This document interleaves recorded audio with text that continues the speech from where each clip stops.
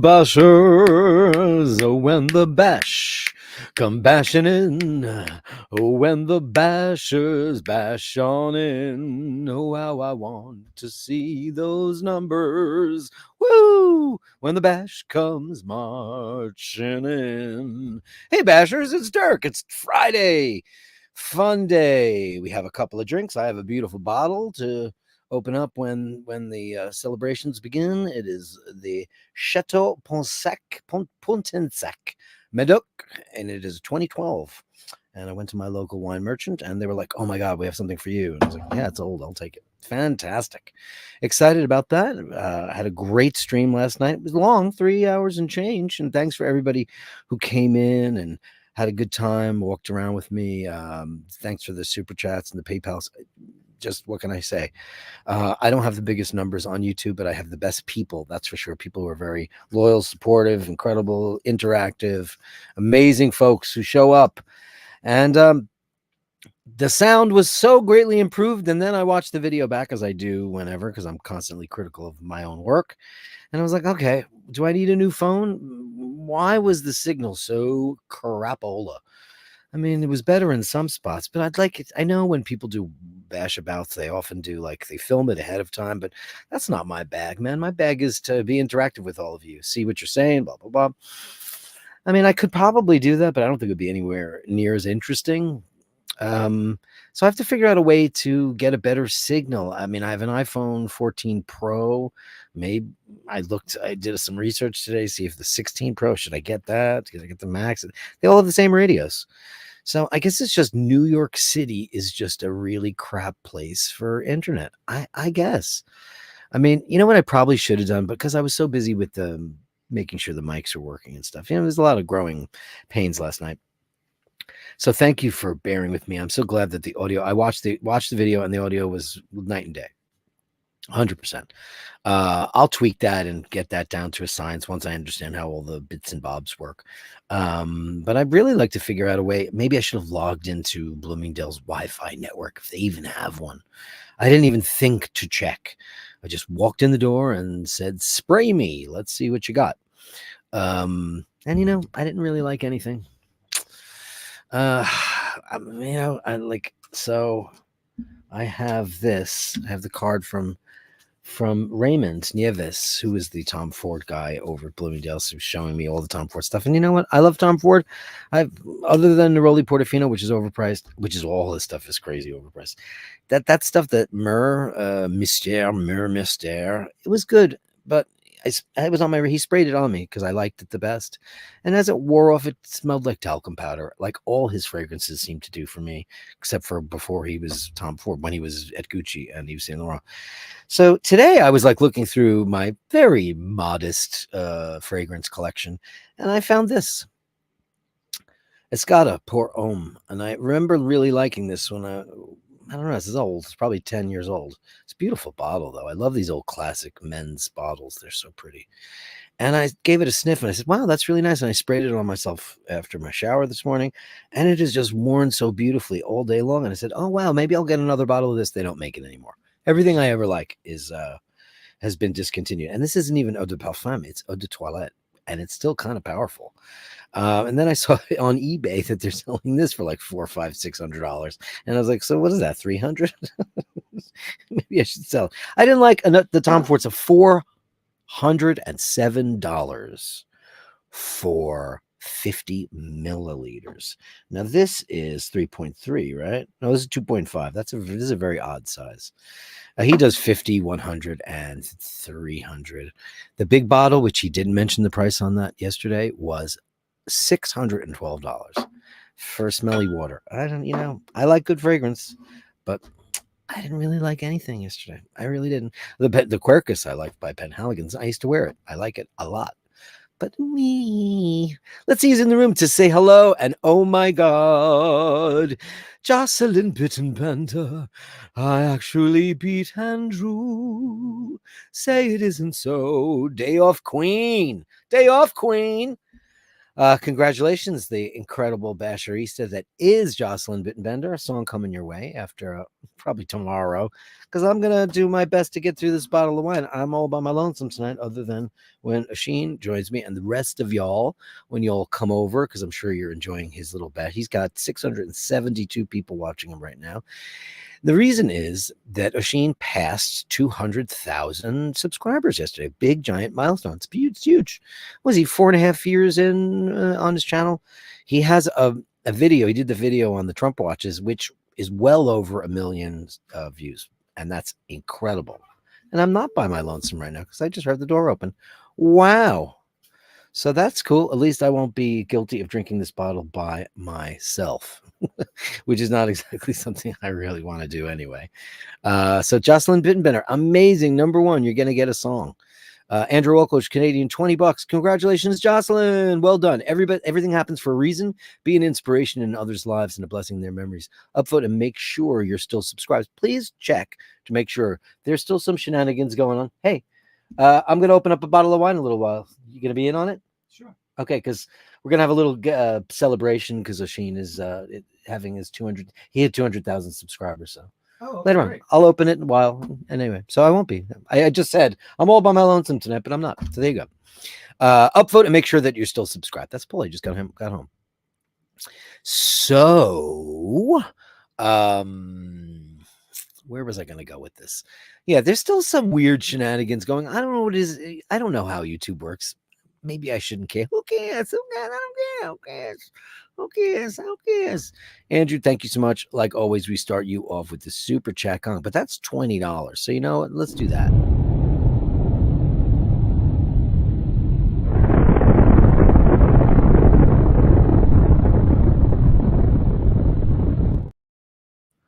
I am enjoying some Kimbo Napoli Forte. Really, really nice espresso blend. One of my absolute favorites. You guys know I love my coffee, and Kimbo's my favorite. Absolutely is my absolute favorite. CW Watch Enthusiast. Congratulations, Jocelyn. That's why you guys are the best, because you always put yourself behind the person in front of you, which is amazing. Thanks so much for that, Fergal. You're the best. Glenn Parker, it's Friday. Ha, ha, ha. Steve Zaleski. Whoo. Evening all. Eventful week in every respect. Time to unwind. Please unwind. Have a great show, Dark. Thank you, buddy. Highlights of my week: the sapphire in a domed headlight. Man, that watch. Ooh, man, that watch is beautiful. Have you ever seen a sapphire crystal look like that? Looks like headlight. I am surprised, and I said when I talked about it on a couple shows ago that I don't think it's necessary to have a exhibition case back on a watch like that. It is a beautiful movement. They could have decorated it more. I wish Omega would go back to their. I really, really wish they would go back to the way they used to treat their old movements with the anodizing, copper coating, and it was beautiful. The movements were, reddish, and they were beautiful. It's a combination, proprietary. Nobody knows exactly what they did. I've looked it up 1,000 times. Now people say, well, it's a little bit of copper and a little bit of thing.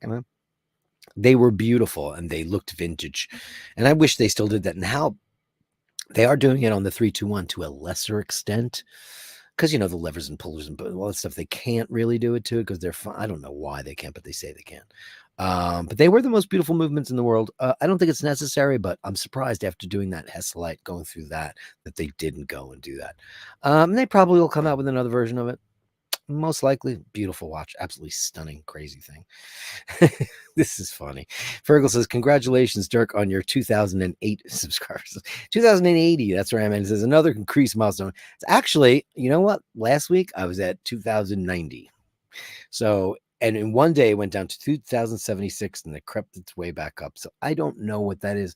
Maybe people are getting offended. I don't know. Maybe I should just say like Trump, fight, or Kamala, chameleon. I don't know. Maybe I should just make really broad political statements, and then I'll lose a bunch of people, and then I'll gain a bunch of people. Being polarizing and provocative and all those things. That's not really my thing. You guys know where I am on all that. So when I was buying wine, I did feel like the old man on the mountain, because these very young, very cool kids are behind the the till, and we were just talking about stuff, and then they were talking about weed, and I was just like, I wish people wouldn't smoke it on the street, and they kind of looked at me like this, because they probably do. And I said, it's not a matter of legalization. I'm fine with that. I don't care. People should not be prosecuted if they smoke pot. I don't care. Who cares? What I said was, it's about just being respectful. It's just about not smoking that when there's kids around, or just people don't want to be enveloped in that. It's the same thing that they did with cigarettes and stuff years ago. You don't see people walking down the street smoking cigarettes anymore. I mean, maybe you'll see them standing outside of a building occasionally, but very rarely do you see them in the flow of traffic. People are now like do with their backpacks and smoking joints, and it's pervasive smell. It's just a matter of decorum. Just be nice. Don't do that. Space A says, hey, Dirk, perhaps you can check the similarity of the Swiss DT100.01 movement. Gears and jewels seem identical, for example, used in the Delma 1924 tourbillon with the power reserve of 105 hours. Isn't that an interesting thing to look up?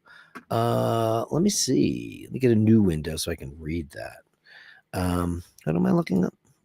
Okay, let's see. The Swiss DT 100.01. Okay, let's see what that looks like. The Delma caliber DT. Okay, let's see. So he's saying that this looks very much like. Are they going to show it to me? Oh, to the Trumpy watch. Ooh, man, you might have got that. Oh, you did it. You did it. You did it. You did it. You did it in a minute.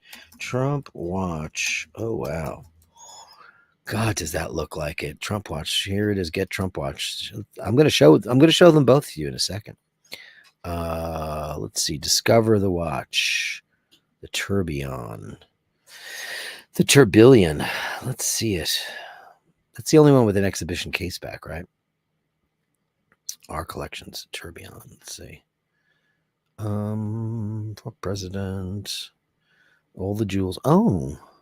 I want to get a close-up. Okay, there we go. All right, so I've got two. Ready? Let's do this. Let's take a look. This is very, very, very cool. Let's take a look. That's the Trump one. Okay, can you see that? All right, let me get that off the screen so you can see it. Okay, very interesting. Okay, a little bit of arabesque, blued screws. Okay, balanced bridge. Okay, now can I pull? I can't pull two of them up at once. That sucks. This doesn't let me do it.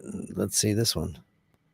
No, it's a bit different. It's a bit different. And the blue screws, yeah, it's the arabesque is straight up and down, and the Trump watch is more in a circle. Yeah, this has kind of skeletonized rotors and wheels. Nah. I mean, the blue screws, yeah. I mean, it could be them who made it. Could be very possible. Interesting, though. So, we know they got it from somewhere. I personally think that the movement is likely, the tourbillon is probably likely a seagull Chinese movement, more than likely. So, who knows? Thanks for that. Time flies, Dirk. Super Gonzo, streets in New York City. Please give yourself a gong. Oh, man, that's so nice. And I sure will. How about this?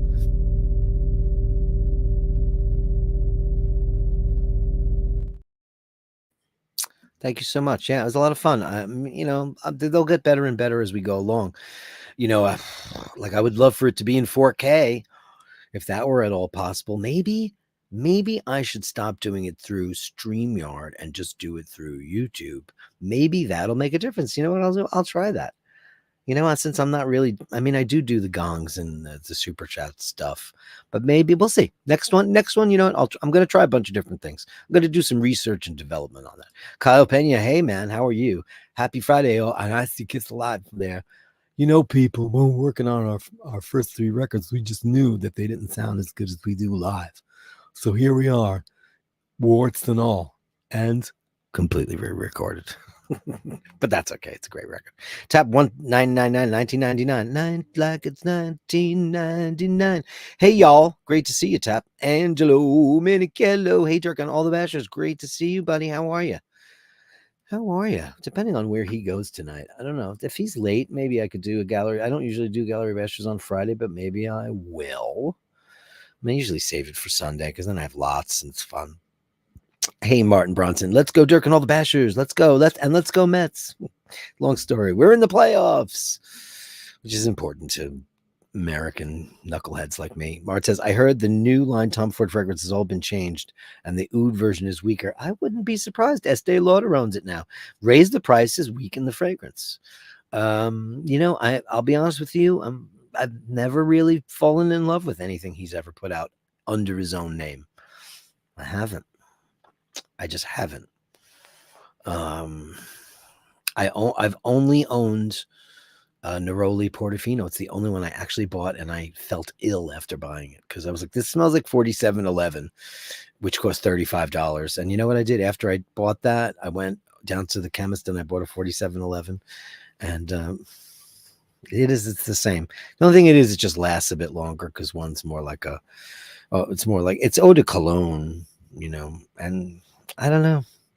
Yeah, I don't know. I don't love any of them. I know people do. I just don't think so. And I love him, but I don't love every record my favorite artists make, So, I don't think Kate Bush should have done that director's cut record. Don't do that. I hate when artists re-record their music. Don't do it. It's not necessary. Go play it live. That's fine. That's a new version. You don't need to change stuff up. She ruined one of my favorite songs of all time. Actually, maybe my favorite song of all time. Bastion, Carolyn Martin with a super chat of $9.99. Did anyone else feel the irony that Trump helped Oisin with his membership? Life is funny. Well, I don't know if you know about the conspiracy theorists out there, but the conspiracy theory is that he's been working for Donald all along. They're buddies. They've known each other for years and years when he lived in New York. He used to call him for computer things, and they're friends. And he's played this adversarial game for years and years and years. And did you not hear that one? It's good, though, right? Jocelyn Bittenbender, if you wander back to Bloomingdale's, try a spritz of Habibi in NY Sage and Citrus Oud. That sounds good. Wonder if you might like it. Has anybody in the chat tried it? Habibi, New York, Sage and Citrus Oud. That sounds really nice, Jocelyn. I mean, I had a really nice time. I actually flipped through it so quickly when I rewatched it because I was so angry that the footage was so crap. Here I am in a massive, major department store in New York City, and there's like crap cellular. I am at the mercy of the cellular networks. I use AT&T, American Telephone and Telegraph. I don't know if it means that anymore because there's no more telegraphs. And it supposedly has, more dependable upload rate than Verizon. Everybody's got a different service wherever they are. I know Europe is much better than America. I don't know. So we owe you the Big Bang Boom for that. Let's give her something fantastic. You drive me. Let me do it again.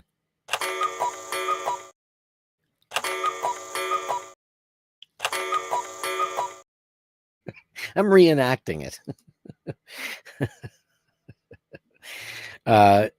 Mart says Trump likely Chinese Surgis movement. Yeah, but Surgis makes the. Do they make the? Oh, maybe it's a different one. I don't know. Who knows? I don't know. Alain Gilbert, hello, Basherdirk, Friday fun with Dirk and Oisin. Yeah, he'll be here when he wraps up his little party. I actually I checked in on him earlier because I thought maybe he'd have the Galaxy of Stars, but no. I was like, oh, maybe I should be on there because he's got a Gallery of Stars. He didn't have a Gallery of Stars. I thought he would.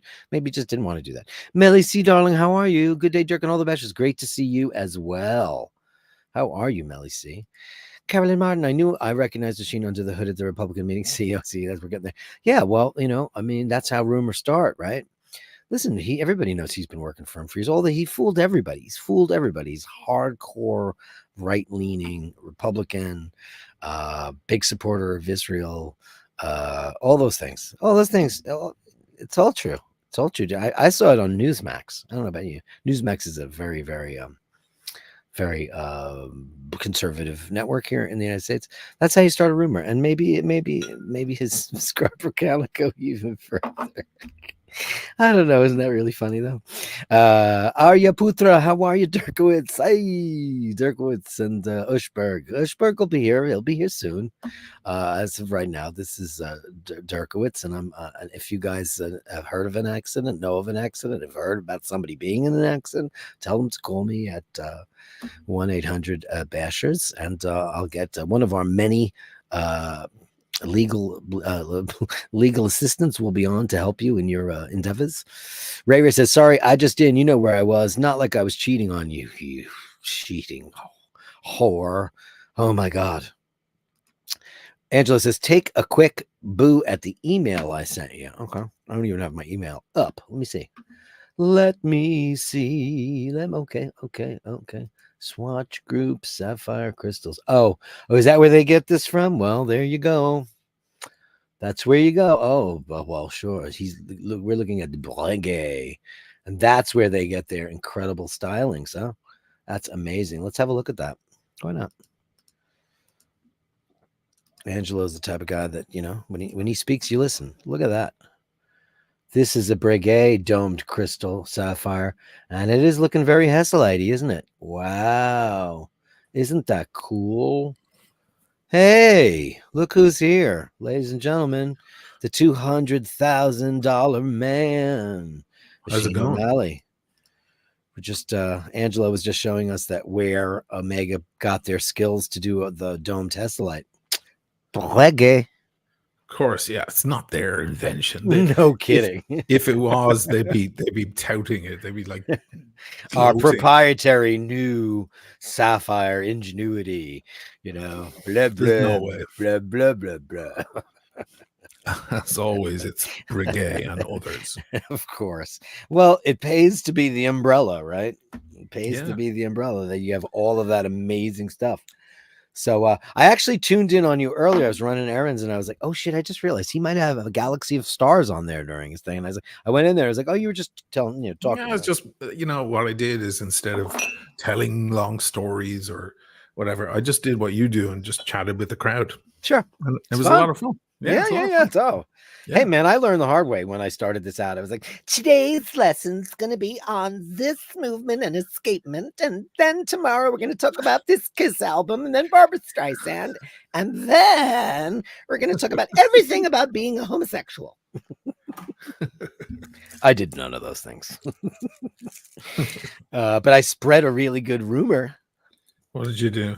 What did you say? All right, for this. So I hope somebody screen caps it and uses it, because we were talking before about how it all started here, and it says Carolyn Martin $9.99. Does anyone else feel the irony that Trump helped Oisin with his membership? Yes, Life is funny. So I started the rumor. I said, listen, you guys, did you bite the apple? He's been a right-wing conservative for ages and friends with Donald Trump when he lived in New York. He's been working with him for ages. The guy's totally a Trumper, and he's just been fooling you all. I said he's a big supporter of the state of Israel, and I'm just fresh back from Tel Aviv. You kidding me? I had the time of my life.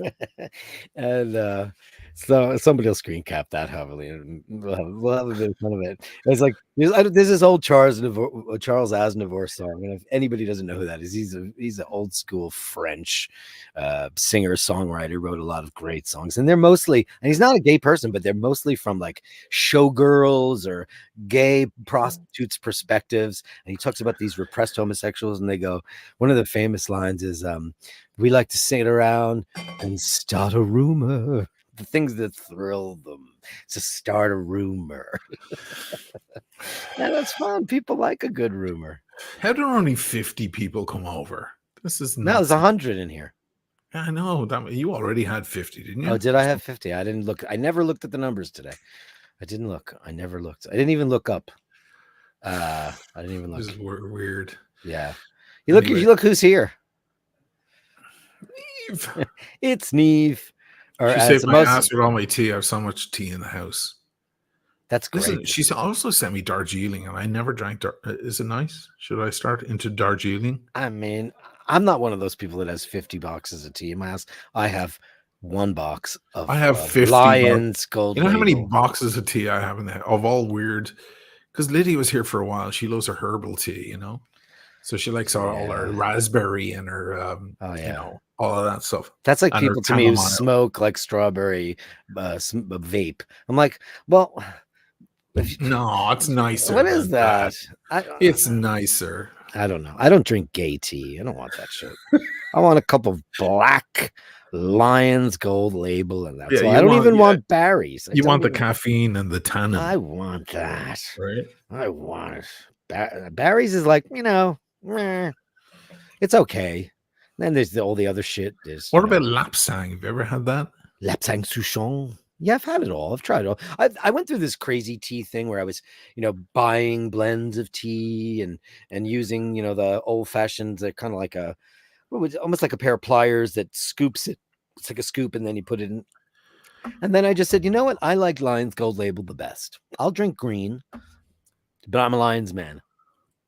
That's my line. Yeah, I mean, I've man. got lines, and she sent me gold blend. The gold is the nicer one. Gold is the best. So I'm just like I'm trying to stagger out the gold and not use it all the time, you know. It's the only thing I put milk in. I drink my tea dark, very dark, but just a spot of milk in my lines. No sugar. That's how I grew up. I don't like. I don't put sugar into coffee or anything. No. Ruins it. I drink coffee completely black, but milk I do like a little spot of milk in it. It's the only thing I put milk in. I like it. For color. For color, yeah. My father was the funniest. My father was a 3-bag man because he wanted a big giant cup. And if you made my dad's tea, you'd have to put like 2-3 bags in there and just a tiny spot of milk. And it needed to be brown, like really dark brown. Right. You see people who go, I'll have a coffee. Let me get a call in New York. In New York, a regular coffee is milk and 2 sugars. That's SUGGIS. 2 sugars. Sugars. Let me get a regular coffee, milk and 2 sugars. And you see the coffee that they get back, and it's some kind of dessert confection. It has nothing to do with coffee. It's just masquerading. I passed a woman tonight. This is a hard left. I passed a woman tonight on my way out of the supermarket. She was on the phone. And I heard her say, you know what? You go to the party. I'll see you later. Oh, she's from New York. You go to the party? It's Jersey, New York, or Long Island. I couldn't tell. Yeah, no one in New York City. I was so tempted. She said it a few times. No, go to the party. Go to the party. Yeah. I'm like, what is she doing? We got some New Yorker living up the street. It's so sad to me that, people used to be embarrassed by the New York accent because it just sounded, how you doing? Angelo and I, yo, Joey, all that kind of shit. But it is gone from the surface of New York City. And it is, like you just said, in Jersey, still prevalent, and Long Island. Long Island probably being the most dramatic of the accent. I'm from Long Island. Where are you from? Hempstead? Lindenhoist. I'm from Lindenhoist. But we did get a couple of things from the Irish. Like the guys used to say, yo, it's over on 33rd and 3rd. It's from the Irish, 3rd. Because it's the cops would say it's on 3rd.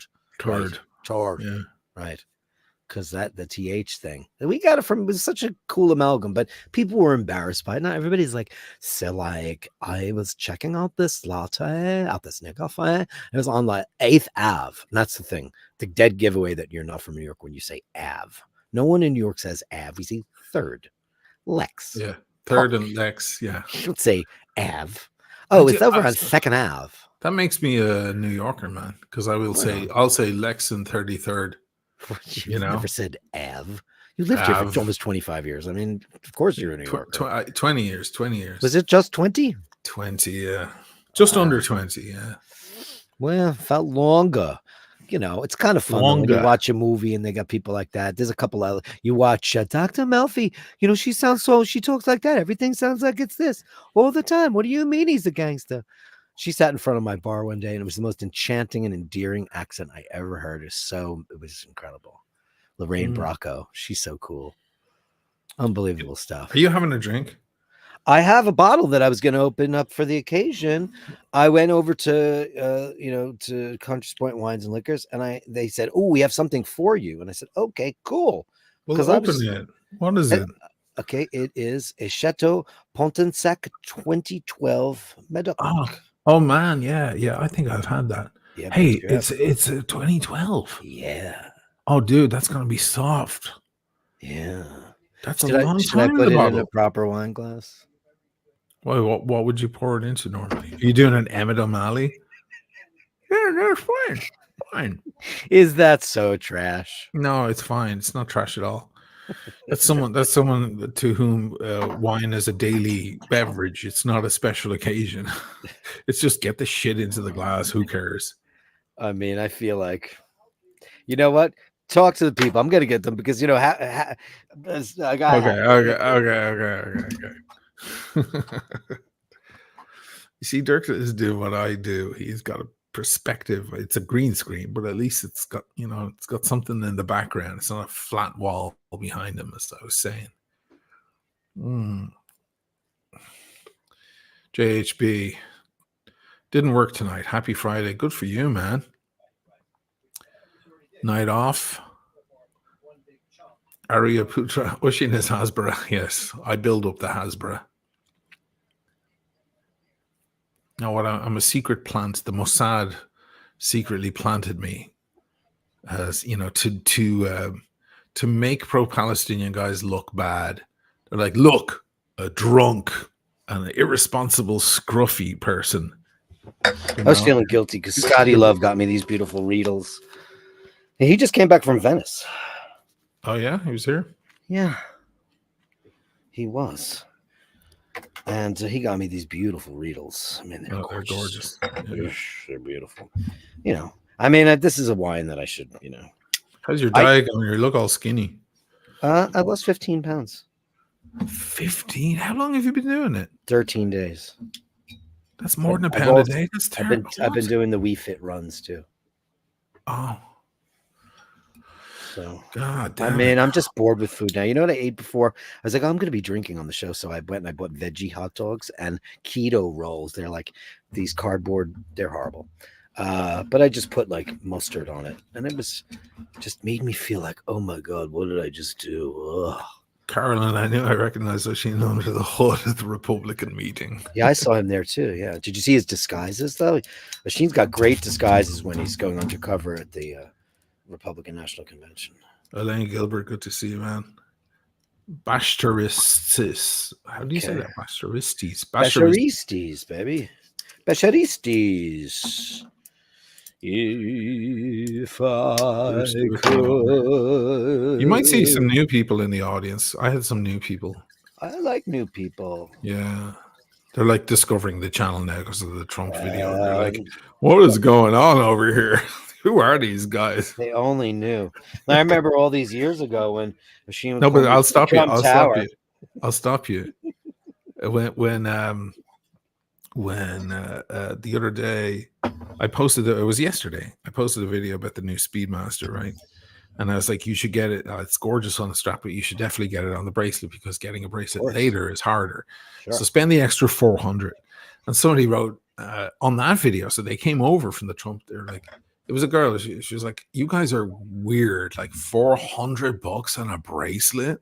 Are you crazy? Oh my God. And I was like, oh shit. Do I tell her? How much is that bracelet? 1,200. A little less, but yeah. A rubber. Oh, so I went to the Mega with Easy and like all their NATOs were $400. I was like, yeah. But it doesn't make any sense to buy that watch on anything but the bracelet. Now, none of us have seen the box. Maybe because Omega sometimes throws a couple of goodies in there. They might throw a NATO in there. They might throw one in just to sweeten it. They might. Rather than give you a discount. I noticed they do. Panerai do that too. The moment you start mentioning the word discount, instead that they divert you over to, well, we'll give you an extra strap. I'll take that. We'll give you an extra 2 straps, instead. In lieu of, give you leather, give you NATO. Yeah. Cheers, buddy. Here's to 1 million plus views on the Führer's watch, and for your 200 plus 1,000 subscribers, man. Love you. So proud of you, man. Love you too, man. Thank you. Your wine looks better than my one. The color in your wine looks great. Oh, dude, it's black as the night. You know, we watched this show called 3 Acres in La Marque. And there's this English guy, his name is Richard, and he started a blog about how he bought a little shitty house. I think he got divorced and stuff. And he drives from England, you know, through the Channel Tunnel and all that stuff. And he's building a shitty old house that he bought for nothing. And he's building it himself by himself. And every night he goes on this raised platform in this field in La Marque, right? For anybody who wants to know, that's where Paul and I plan on winding up in La Marque. It's on the Adriatic coast. It's kind of a region that's not very popular or well known for a lot of reasons, but he always has a beautiful DOCG wine, and he picks it up, and I said to Paul, I said, look at that, look at this, because the Marque doesn't really make red wine. They make lovely white wine, but they don't have anything famous of anything. But so he goes and he got it, and it was a Brunello di Montalcino, and I was like, oh, okay, cool. And I said, watch, that's probably $8. And he picks up the bottle. He goes, this is really nice. He goes, DOCG, and he goes, in Italy, this means it's a mark of like really good quality. He goes, €3. €3 for ready Brunello. For this? I'm surprised. $70. 70, yeah. Different market, man. I was forced into it because they're like, oh man, we have a bottle for you today. It's the only one that came in. It's from 2012. You're gonna love this. And I'm like, okay. Look, it's gonna be soft. It's nice, no? Oh, you haven't even tasted it because we were talking. No. You know, I'll take a little. She's got to wake up. She's got to put on her lipstick and all that. I think lipstick is on right now. It's already on. She's asking me to smear that lipstick. She went to bed with the lipstick already. Huh? Like everybody in the movies, everybody sleeps in their makeup, which is very interesting.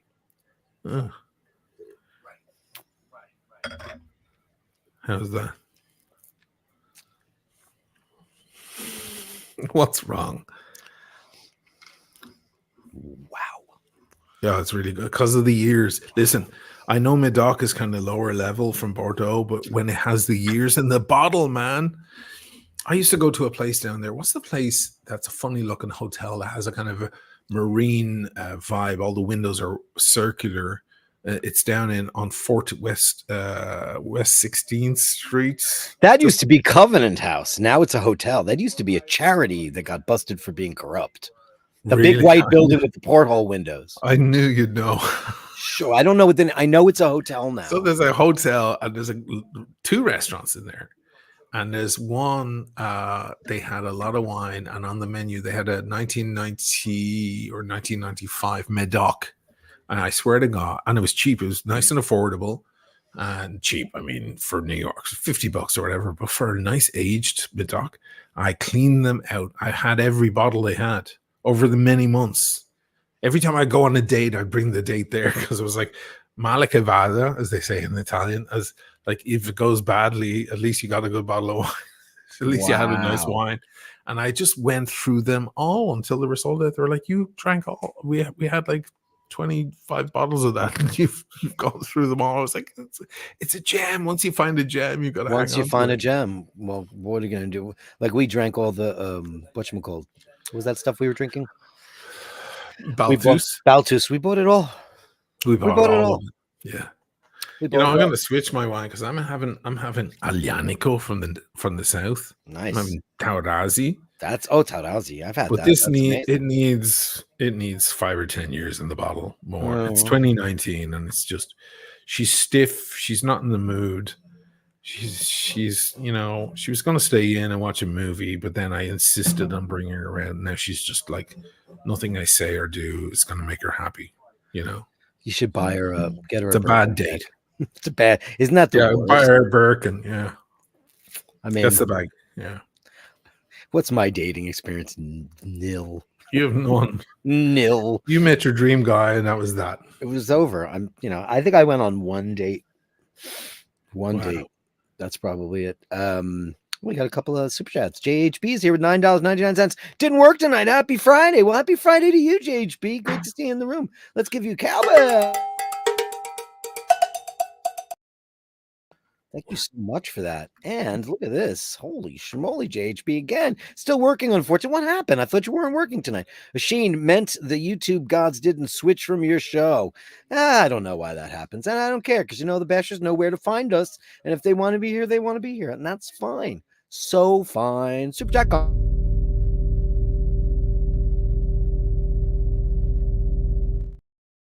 You can't please everybody all of the time.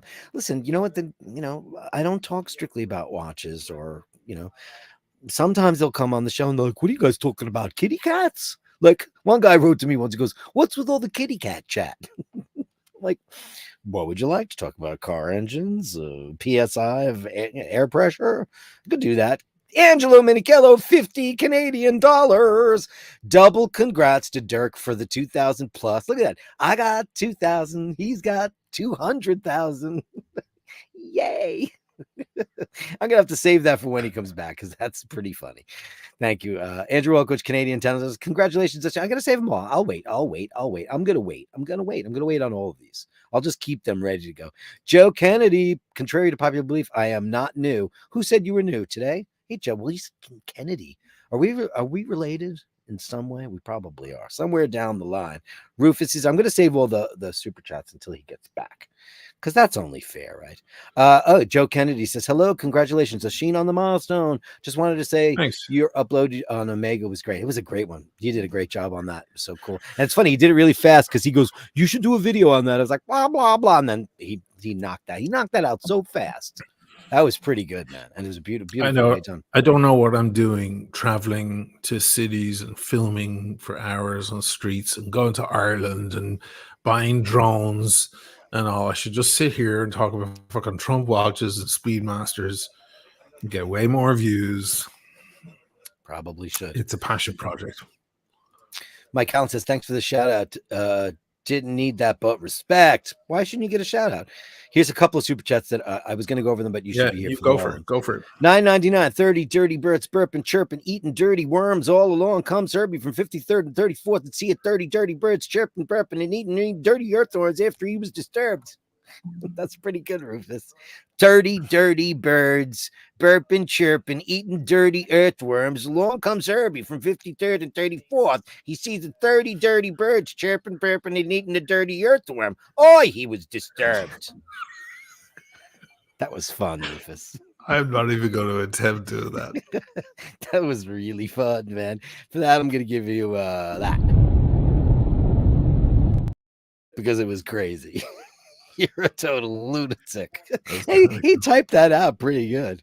Pretty well. Thank you. Frank Lamana. Cheers, fellas. Panel power. Great to see you. When inclusion meant I'm old enough to remember when inclusion meant everyone. That's great. And Joe says, contrary to popular belief, I'm not new. We know. But here's the big ones. Ready? Angelo Minichello, Canadian 50 balloons. Double congrats for my 2,000 and your 200,000. We're in the big twos. Big two, little two. Still two. Yeah, still two. Hey, you know what? What I do? I have quality. I don't have a lot of quantity, but I do have a lot of quality. So grateful for what I have. You know what? If people want to come along, and they're welcome to. If they don't, fuck them.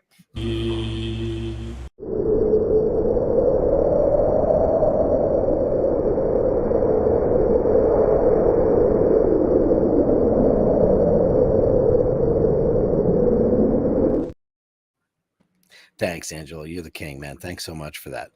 Ray. Oh, hey, Ray. Do you mind if I send your info to the incredible Jim Lassick? He wants to have your direct info. You let me know if that's cool. Okay. But you guys are all friends in here. That's 5 balloons. Thank you so much for that. And that's Super Chat.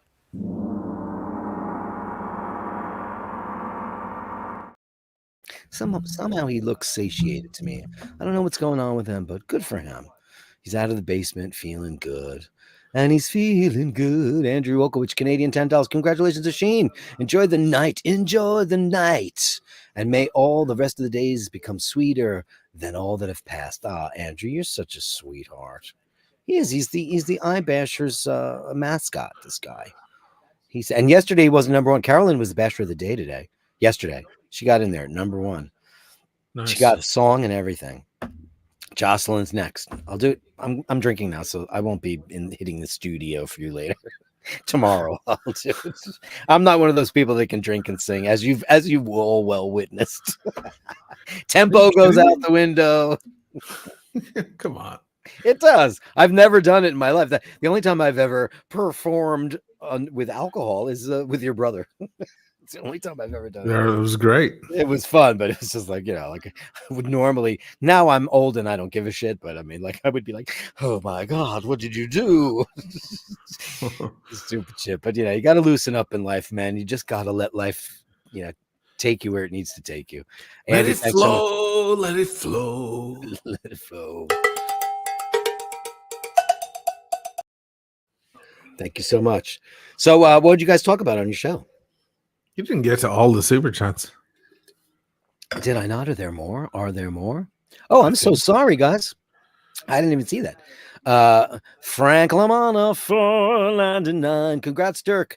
2,000 and growing. Appreciate content both of you put out. Thanks so much. Hey, you know what? Listen, I have this guy to thank for iBashers, because him and the girl with the wrench, they cornered me and they said, listen, why don't you stop working for that evil witch and start being your own boss for a change? And they basically said you should take over iBashers and start doing it. And she was like, you should do it every day, man. And I went, what do you mean I should do it every day? What do you mean every day? And so therefore, I have, not only is he a BFF and all that stuff, but like, this is why I do what I do now. And thanks, Ush. Thanks. If it wasn't for you guys, I wouldn't be doing this. You know what I would have done? I would have found another shitty job, tending bar, listening to sad sax, and having some evil witch tell me what time it is. I probably would have done it. Because you know what? I don't like being a boss man. I've been offered managerial positions and I've always said no. And I'm no beta, but I don't really like bossing people around either. I don't know. Some people really get off on it. But some like the people I worked with, I'm just, I like being a nice cog in the machine that does his job, but I want to be left alone. I really don't want people going. And some people You've done your years of that. So that's I have next chapter. Next chapter. So thanks everybody. That's why the Bashers is here. Franklin amount of 499. Congratulations, Dirk. 2,000 and growing. Appreciate all the content. Thank you so much. Let's give you cowbell 2. Thank you so much. Your show is so much better than my show. Was it so much? Like everything's so snappy and beautiful and everything's moving. Because I'm wired on coffee. Yeah, there's lots happening. Mine is like, so guys. Yours sounds like take off your blouse and walk towards me. Slowly. Yeah. Slower. She put down the glass of Chablis, pulled the curtains back, and noticed in her mirror the silhouette of her beautifully shaped behind. No, that's better. What you're describing is way better than my show also. Joe LaFaro, $20. Thank you, Joe LaFaro, with his beautiful. Look at that gorgeous piece of Rolex there. Wow. He has a comment just under it. He does. There he is. He made Congrats the to both of you. Oh, man, you've rocked the world. $20, mega.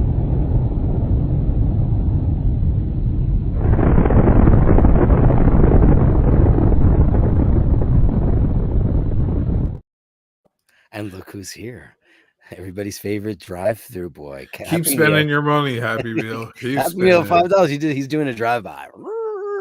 Congratulations to the king of content. Now he is a 200,000 dragon, thanks to the Drum Deplorable's help. That's true. That's Dirk's big improvement with the new Gonzo gear. Oh my, how you're watching. And 2,000 subs. Thanks so much. Thank you so much. And no one watches like the haters, man. They watch. They don't miss a beat. I will say this. I am amazed at the thoroughness of it. Yeah, it's amazing. I am like, because I'm like, do I have a dentist appointment on the 16th? That's like my thing's like, oh shit, do I have a dental appointment on the 16th? And I was like, I don't know. Check your calendar. And no, check the crowd. Check Happy Meal. He knows. Check it. He's like, go to 1:07:06 and 15 seconds. Like, how do you do that? It's pretty amazing. Well, you deserve a big bang boom, and thanks for the super chat. Thank you.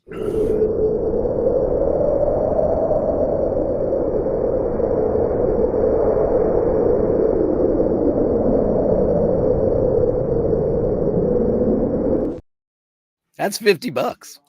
Right? Hey. It's his money. He can spend it any way he wants. Indeed. Thanks, everybody. The Omega is very nice. Everybody loves that. Do you think it's going to be a big hit? Oh, did Nathaniel Hannon say he saw it in person?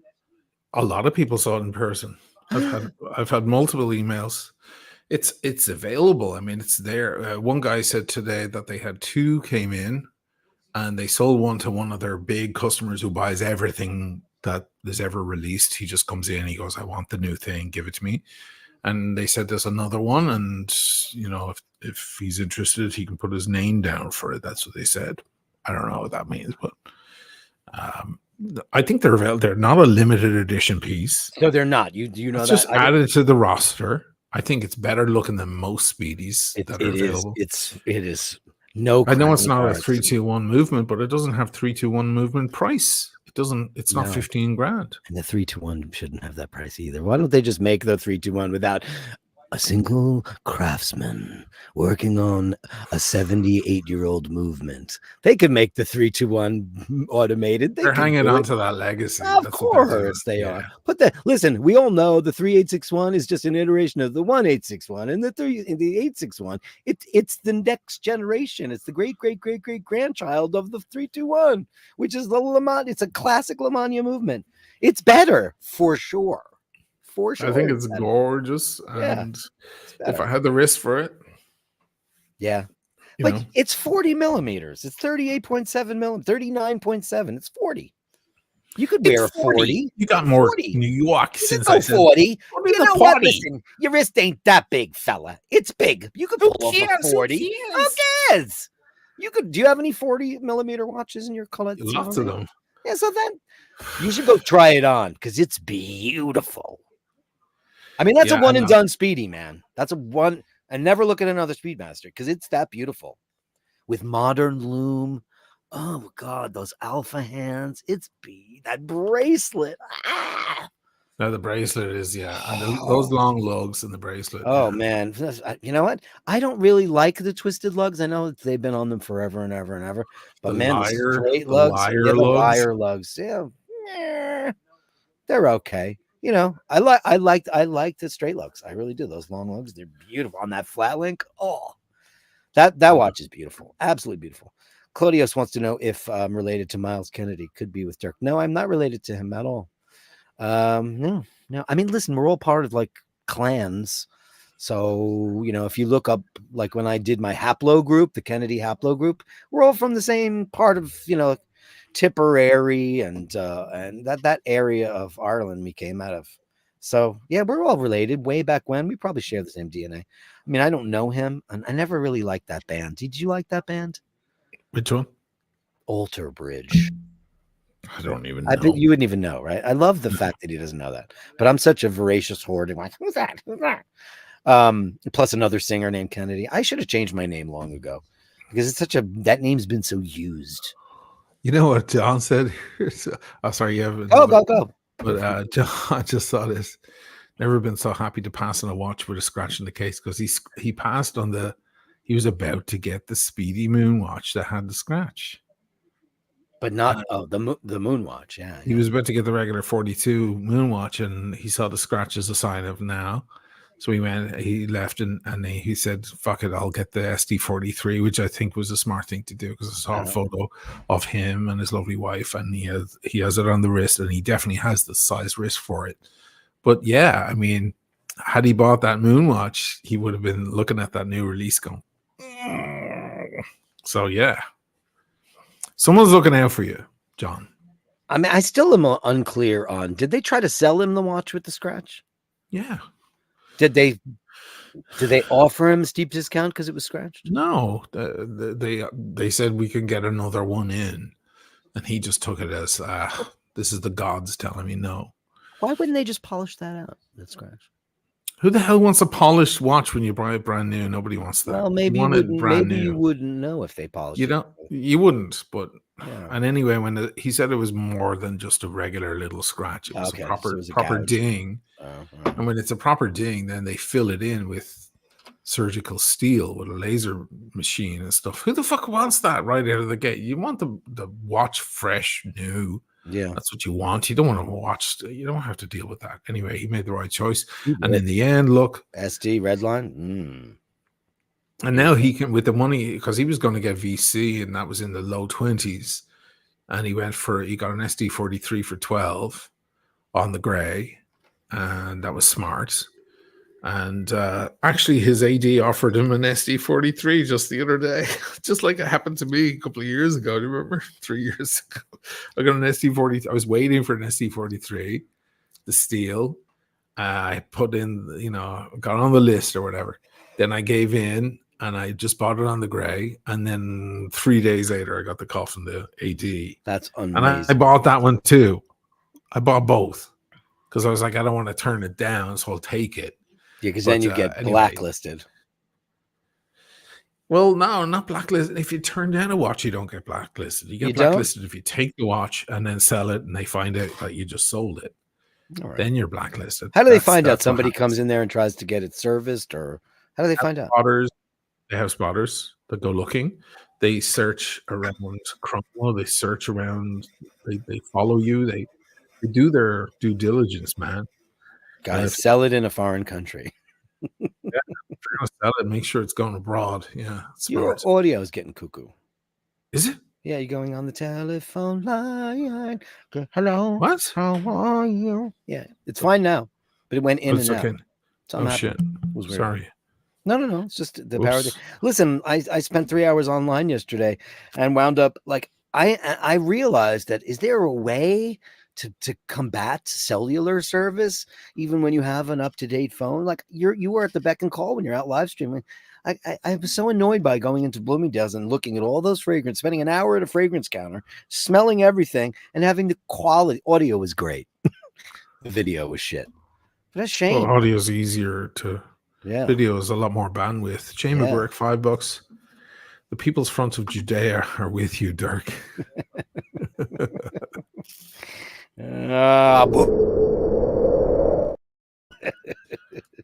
I just use little bits and pieces now. John, $10. They offered me it to me with no tax. I swiped the card and then found the scratch after it went through. Ooh, they tried to talk me into a polish, and I said no. They refunded, and I left.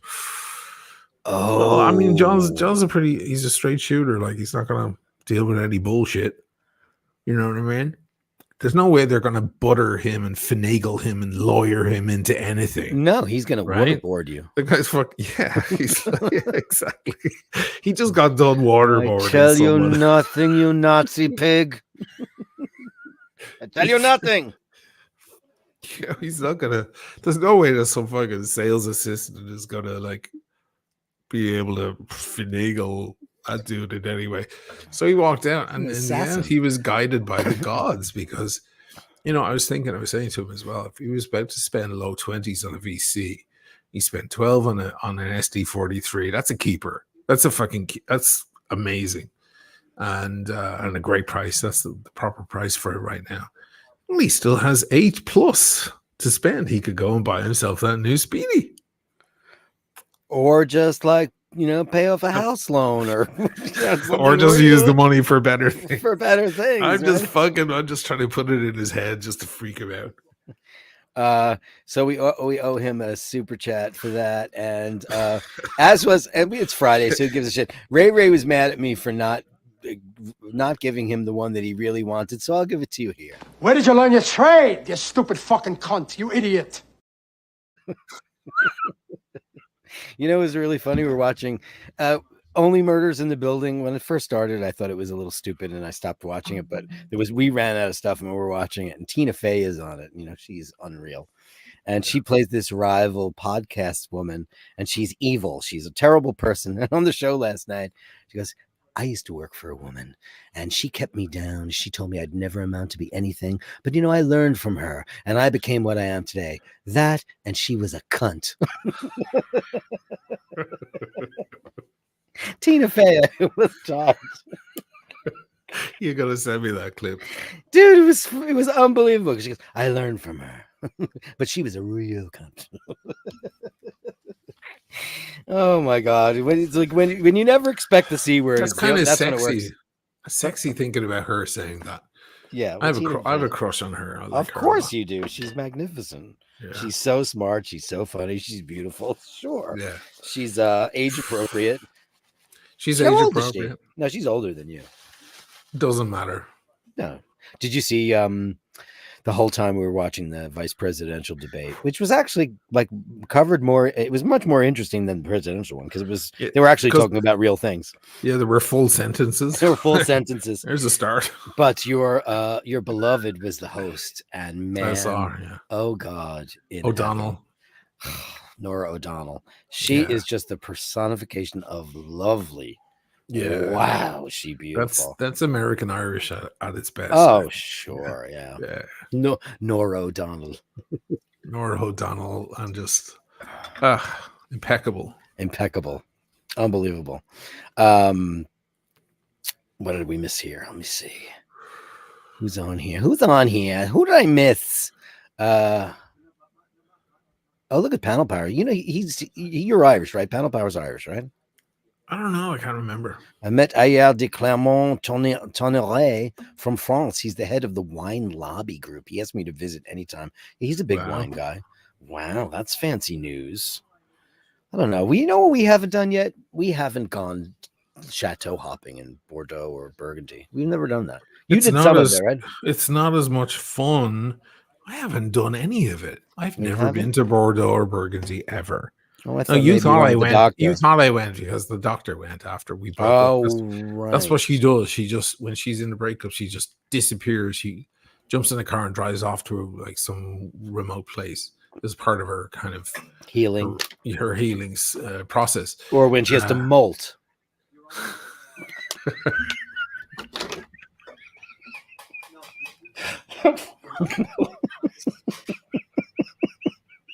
I'm done now.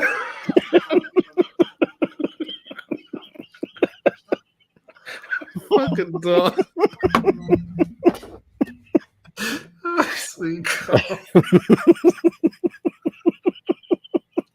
I'm so happy that made you laugh. That's too much. Oh my God. Because I have to breathe. I mean, I would imagine that's what she needs to do when she's done with her victims. Jesus Christ. She needs to go molt. Beautiful. Oh my God.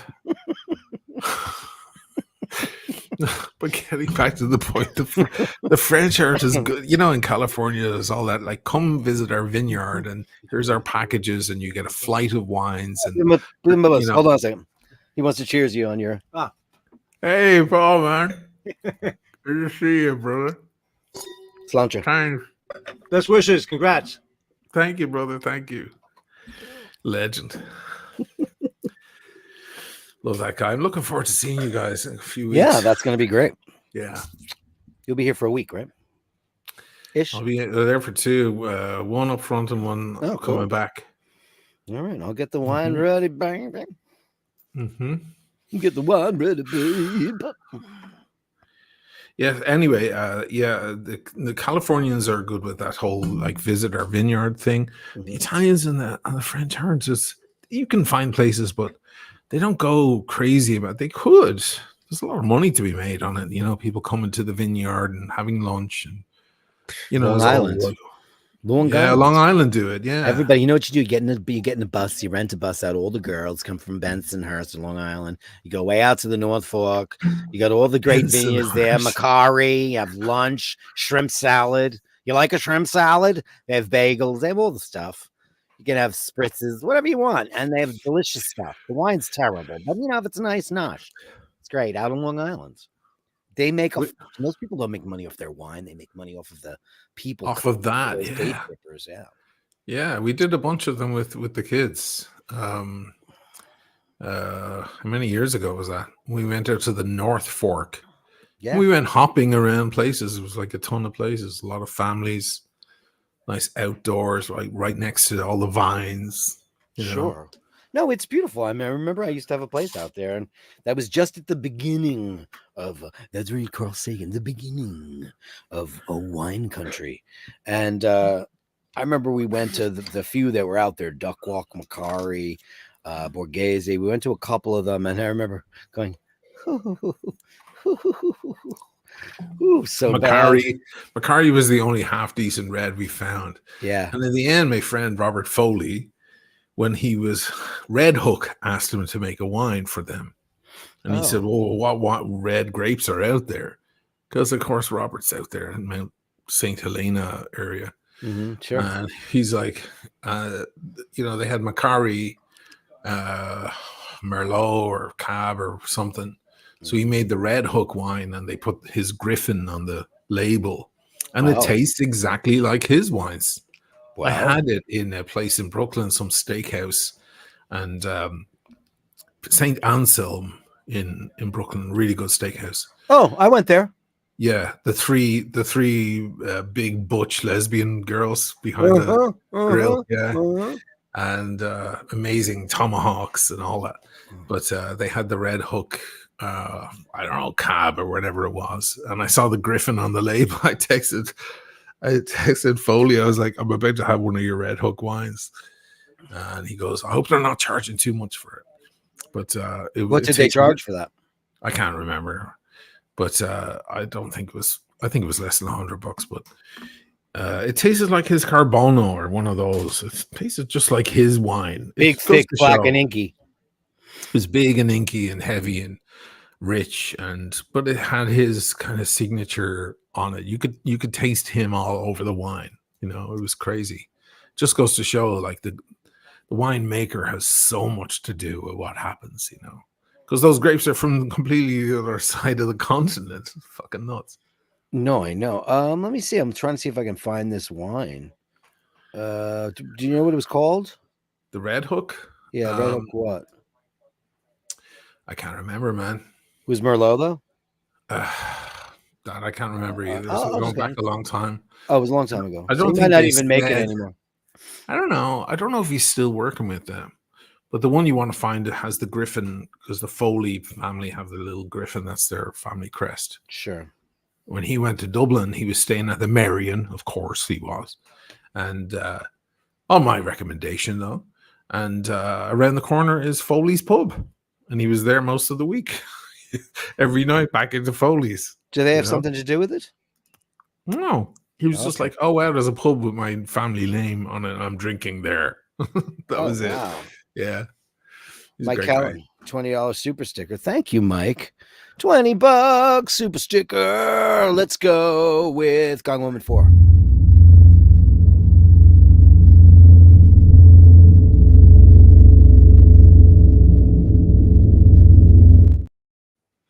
Thank you. And look who's here. Dana O'Malley, $9.99 for our trip to Bordeaux. That's not going to be enough, Dana. Not tomorrow, not after breakfast, now. Now. To Bordeaux. Now we got to go to Bordeaux. No. Thanks, Dirk yourself. No, thanks you. Oh, look, two pumps in the room. That's her nickname that she named herself. Nathaniel Hanna with $2. Found out the Cannabis Speedy dealer cost is $35,000. Oh, okay. That's what it costs them. All right. Wow. Are you thinking about the Cannabis Speedy? No, I was thinking about. What was I thinking about? I wasn't thinking about anything, was I? I mean, the Speedy I want is Nathaniel's one. But, I have to devise a way to kill him. I don't think that's going to be possible. I mean, the problem with that watch is it's never going to move because it's solid gold. It's not much other than the price of gold going up. I don't think gold is going to go down anytime soon. None of the gold ones go down on the Omega side. Do you fancy the new one? Would you want it? The first Omega Space? Mm-hmm. Sure. Yeah. Never turned down that. Yeah. Yeah. I have tried on the 321, the Ed White. Oh, yeah. That was years ago, 3 or 4 years ago. And it was, oh my God, it was amazing. Did you feel like it was too little, though? I don't know, because when I look at a watch like that, I go, oh, wow, it's big. And then I see like the angle I'm looking at there on the camera. Yeah. And then I really see the size of the watch. It's a deceiving thing that happens. Yeah. It's like how you don't think you look fat in pictures, but you look fat in pictures, you know? Yeah. Like, yeah. like you put on a shirt and go, oh, I look good. And then you see you at the party later and you're like, what? That's what people saw? The most depressing thing on earth is a filling station security TV thing up on the wall where you're paying for your gas and you look up and see yourself from an angle you've never seen before, and you're like, who's that fat cunt? You're like, it's me. Oh my god, is that guy gonna rob that poor guy? I love to. Do you ever watch those at night? I watch all the YouTube filling station robberies, and the ones that I watch are the ones where the clerks shoot the robbers. I love those. I love those. They're the moments I really believe in America. You know, no, it's like give me all your money. Yeah, no, the guy's behind the counter and he just pulls it out and sticks it right in his neck. Yeah, that's that one. The guy gets spooked and he's like, "Oh, I'm sorry." And then they interview the guy later and he's like, "Yeah, I'm an ex-Marine." And you're like, "Oh, you just get this America thrill up your spine." You just did. You were like, "America, don't tread on me, motherfucker." Fuck you, yeah. As John said last week, an armed population is a civil population. Yeah. Everyone's gonna get real civil when there might be a gun in the guy's pocket. I mean, I don't carry a gun. I've never touched a firearm, so I don't know how to shoot one or any of that. I would consider going to a range, and I would consider that. But I do carry mace, and now I especially carry it when I'm doing walkabouts. I did not wear a watch on my walkabout because of the rash of robberies that are going around in the city right now. There's a couple of the moped guys who got on the boat and they came over here from London, and now they're robbing everybody here. So it's kind of a super lawless town, but I would have absolutely no qualms whatsoever if somebody asked me for my watch or something with just reaching in my pocket and spraying that guy down with mace. So that makes me wonder, would I have any problem shooting him? I don't know. The problem is then, I mean, you shot someone. Yeah, I'd go to jail. Now you might go to jail. It depends. Yeah. Like unless you live in Florida, then it's like, good man. I would be like, I don't. You saved us a lot of work. I'm from Florida. I didn't know. That's not your ground. Wow, you mean you can't shoot people here? I'm from Florida. He was on the other side of the street and he was black, so I stood my ground. Oh God. This guy he was jogging. He was jogging, so we followed him in our pickup truck and shot the person. Oh, that's different shit. I mean, if a guy comes up and like with a gun and tries to rob it, like the guys with the mopeds have a gun. Yeah, they point a gun in people's face and then they say, "Give me your watches, your chains." They don't. Yeah, they don't do it in London. They just come in from behind. It reminds me of the seagulls when they steal your sandwich here. Sure. They always come in from over the shoulder. These guys come up behind people who are checking their texts, and their phone is out of their hand in a split second. The guys are gone. They're on e-bikes. It's crazy. It is crazy. I mean, I don't think I have a problem. There's this big thing going around, people protesting police brutality in America, which of course that does exist. But this guy jumped a turnstile. They went after him, and then he lunged at them with a knife. Of course, they had a reason to subdue him. They tried to shoot him with tasers, and he just wouldn't go down. He just would not go down. They shot him like they tased him 3 times. And the guy didn't go down. Well, you know why they grab guys who jump turnstiles in New York? It's not about skipping the fare. It's about what else are you going to do? It's profiling. It's like there are so many open warrants for people walking around New York that they haven't caught. It's a fishing net. It's a trawling net for people who have warrants. So they grab you. If you're going to jump the turnstile, you're the type that might have weed. You're the type that might have a warrant. They pull you over. They grab you. They check your shit. They see who you are.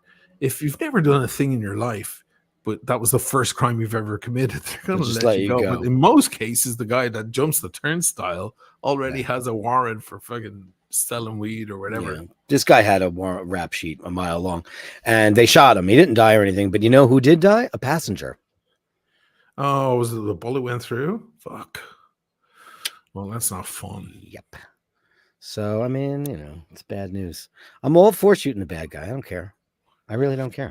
Sure. People in the heat of the moment, absolutely. Yeah. I'm against the death penalty. No. In the heat of the moment of the situation, the passion crime. Well, no. I mean, in the heat of the moment, like some guy's got a gun, you're going down. You should totally shoot somebody who's got a gun who's coming to rob and hurt your family. It's like, it's the Al Pacino. now that we've met, I'm not gonna like it. But but brother, if it's between you and some guy or whatever, the whose wife you're gonna make a widow, you're going down. It's time you met the red, white, and blue motherfucker. Yeah, I mean it's like guys who do dog fights and military war. Military not war. Michael Vick. You're talking about actual aerial dogfighting. Aerial dogfighting. Yeah, not Michael Vick. No, not that. No, dogfights in the sky. Sorry, that was poor, poorly phrased. God, that's it. No, but goodbye forever. No, those guys should all be fucking killed for sure. Oh. Those people who make dogs fight each other. But anyway, they're the lowest of the low. But no, if you're in the sky and you're in an F-16 and the other guy's in a MiG, whatever, and you guys are facing, I mean, that's like now it's one guy against the other. Like, it doesn't matter the morality of what's happening down on Earth. Now it's one guy against the other. You've got to do. If you don't take him out, he's going to take you out, and then you just have to. So I totally agree. Mm-hmm. Yeah, we got dark. I'm sorry. We got dark. Let's get bright. Dana O'Malley, $1.99. Nathaniel looks like AI Ado. Does he? Does he look like Adrian Morton? Does he? AI, like an artificial intelligence version of Ado. Is that right? Well, Nathaniel is 6'2", which would be twice the size of Ado. No, I don't think he looks like Ado. But maybe I'm not seeing the same thing. I think that Nathaniel looks like the guy from. Is it the guy from Glee, the teacher? I don't know. I think he looks like the Morrison guy. What's his name? James Morrison or Michael Morrison? He looks like that handsome actor that does musical theater. I think he's a Broadway star too. I think so. I'm not quite sure. He's talking about his avatar. Okay, let's go look at his avatar. It's right there. Did you pull it up? Did you pull it up? Oh God, it does look like Ado exactly there. Oh Jesus Christ, he does. He looks exactly like Adrian right there. You don't see Adrian right there? This is such an insular conversation because no one in the audience other than Dana knows who I'm Ado so is. sorry. It's our friend and his neighbor, and he was the drummer in Mr. North. Mr. North. It's a selfish conversation. Yeah, it's but no, I don't think. Anyway, can I tell you a funny story? See, yesterday. We owe you guys a Ray €2, seagulls work in teams, 2 spotters and 1 grabber. I bet you that's true. Oh, I see it every day. Oh, you see it every day. Wow. Oh guys. my God. Super chat. Let's do cowbells. Melly C says Matthew Marcin. That's the guy. That's who he looks like in real life to me. So yesterday when we went to get Paul's little thing removed, his little life thing, they sent us downstairs to the plastic surgeon because the guy's going to do a better job. So we're in there and there's this pretty girl that looks like she's had a lot of work done. And then this older dude who had like a whole hair system and, dyed everything. Everything was dyed. He was older, a much older man, probably pushing 80. And, you could tell he lived a fit life, but now age, gravity is catching up to him. Anyway, he starts talking about, squash. And I was like, oh, I know somebody who's in squash. Easy has something to do with squash. So I mentioned it and he goes, oh my God. And I said his real name. Nobody else knows what it is, but I mentioned his real name. And he's like, oh, I know him very well. And this guy started talking to me. He goes, I'll never forget that time Lisa took me for lunch at the thing. And he wouldn't shut up. And they were calling us to go in for our appointment. And this guy would not stop. He would not let us go. And he was this inside weird thing. And his daughter or niece or whatever the fuck she was, she goes, are you insane? Do you think the fuck they know who Monica and Lisa are? Sometimes she goes, you know what? I wish that they could replace his brain. You need a brain lift. It's true, though. You got to be careful about stuff like that. That's why I don't talk about Les Pauls on this show. Shane McGee, €5. What's the difference between a fish? One of his legs are both the same. That's an old joke. It's an old funny joke. Yeah. Hold on a second. You're driving.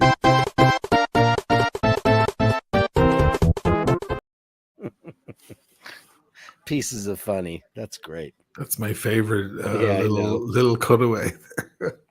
I love that. Somebody was just talking about him the other day online. It looks as if he's not going to go through with that reality show, which is I'm grateful Thank God. Thank because God. what a mess. Because first of all, after all of that stuff, I think he was doing that because he was afraid that there was a chance he would wind up in prison, and he wanted to take care of his family financially. And God knows what's going through his head. He started doing the Instagram things that he was doing before, which I really missed. Yeah, where he'd do an Instagram chat about, I just want to say my old friend, some actor would die, you know? Yeah. And he'd be like, oh, my old friend who I missed, and I worked with him in that film, and he was a great Chris Christopherson. Or yeah, he'd talk about some great movie he just saw, or some great play being produced in, you know, on off Broadway in New York or something like that. And they were very, very interesting. The guy's a really good orator. I started aping him a little bit because he would be he'd start. I did it on one or two videos where I'd start the video late, and there would be nothing, and I'd be just looking at the camera, you know, and I'd be like, so, you know, and I'd just give it lots of air, and it was great. Like, you know, I had a lot of fun with that, and he was so natural at that. It takes so much experience in theater and in film to pacing, understand. timing. Yeah, because one of the cancers of our YouTube world is people trying to fill dead air constantly. You know, they're always trying to talk over it. There's no moment to just kind of let the air clear, let the smoke clear, and just think about what was just said. And he was really good for that. But I only did one deep moment. I don't know if you caught. Did you catch the quote from the Imam Ibri that I was talking about earlier? Because I mentioned our close family members in hospital at the moment and so on. And I was talking about how health issues come along and they change the landscape, don't they? Oh, I did see you talk about that. Oh, was that an imam that said that? It was an imam who said that. I did. Yeah. You were like, the only person that notices the health is the people who aren't healthy, and what a crown it is. Yeah. I did see you say that. Well, that's interesting. It's nice to give those, if you're going to say something profound like that, just like give it some air. Yeah, give it some air. He We was do on a the lot show of last night. talking. Who? Your brother. Oh, really? Wow. Yeah. Anyway. Everybody knows about it because Neve's Okay. been on, and I didn't want to overdo it or anything. No. Just wanted to mention it. No. We just sent shout outs, and The most profound thing is like you could have 1,000 problems in your life, but when a health issue comes along, you have one problem. One problem. Yeah, you have one problem. It 'Cause really who gives a puts shit about everything that in other stuff? perspective. It really does, When they say you have cancer, you have this, any mortgage payments or high school or college loans, or the fact that shit shrinks. That your marriage might be in trouble because you knocked up Right. your girlfriend. Well, that Right. could still be a problem, but Yeah, they're all still problems, but like all of a sudden you have a bigger one. Anyway, but I love that about Alec Baldwin. He has that. He has no issue with being pensive. He's using a phone, like he's an older guy, and he's using new technology, and he's just doing his thing and going into his moment, and he's using all of that. Yeah, he's using his iPhone to record these things. He's sitting in his house. Beep, beep, beep. He's using a Worse. rotary. I have one here. You've seen it 1,000 times. I love that. I love those videos where they make the kids, if you can call grandma, you get $100. If you can call grandma with this device, you get $100, and they can't do it. So good. They can't do it. They should just make those come back. They were so cool. Yeah. So cool. Phones were great. Phone booths. Somebody asked me last night when I was doing the walkabout if I could go see how many phone booths are left. And I said, exactly 0. There's none. There are none on the street. Maybe in a kitschy bar or something like that. But there are no more. There's not a single solitary public phone to be found in New York City. We have these computer things. Of the past. Do you remember? Were they here before you left? Yeah, they were. Those docking stations that have USB chargers in them. Yeah. I've seen homeless people set up like a whole They're living room chair Yeah, like they build found it on this. around it. There's floors now. They do. They build like villages around it because it's Yeah, they do. They free build the whole calls. thing. Yeah, they like center themselves around it until the police move them on, which clearly doesn't happen enough. Doesn't happen now. There was a guy down on Vernon Boulevard last winter, and we had a very mild winter, and this guy had built it out of cardboard, milk crates, and umbrellas. And I'm not kidding you, it was about 3 floors. He had he had like a living room and like a little kitchen assembly area. Then he had like a sleeping lounge. Then he had a dog. The dog had his own room. And then he had a thing on the top where I would see him like reading during the day. He would sit there and read and smoke weed. So what do those charging stations have? So they have USB chargers, clearly. And they have AC power. Oh, wow. Yeah. And a free computer. Wow. Yeah, they have a bunch of stuff. It's cool. That's they a really have maps bad on them. idea. It's crazy. Like the average is 20, 40, 50,000 homeless in New York. Oh, yeah. It's a really bad idea. Like Easy. it's definitely not going to work. Do you remember The Island, the movie The Island? Yeah. Yeah, we enjoyed that. DiCaprio? No, it's Ewan McGregor and Ewan McGregor, Scarlett Johansson. Was that a Danny O'Boyle video? I think it's Michael Mann. Oh, it's Michael Mann. Shit. That's the one where they live in that dome city, and it turns out that they're clones, and they're just rich people's parts center. Oh, I need to watch it. Oh, you never saw it? I don't. Oh, it's great. It's a fun romp. She's adorable in it, of course. I mean, just ridiculous. They're just these people that live in a dome city, and they heard about the nuclear holocaust and all of that stuff. But it turns out, no, the world still exists on the outside. It's just a place for them. A company builds clones of them. So when they need a new heart, a new liver, a new whatever, they're just a parts center. Oh, wow.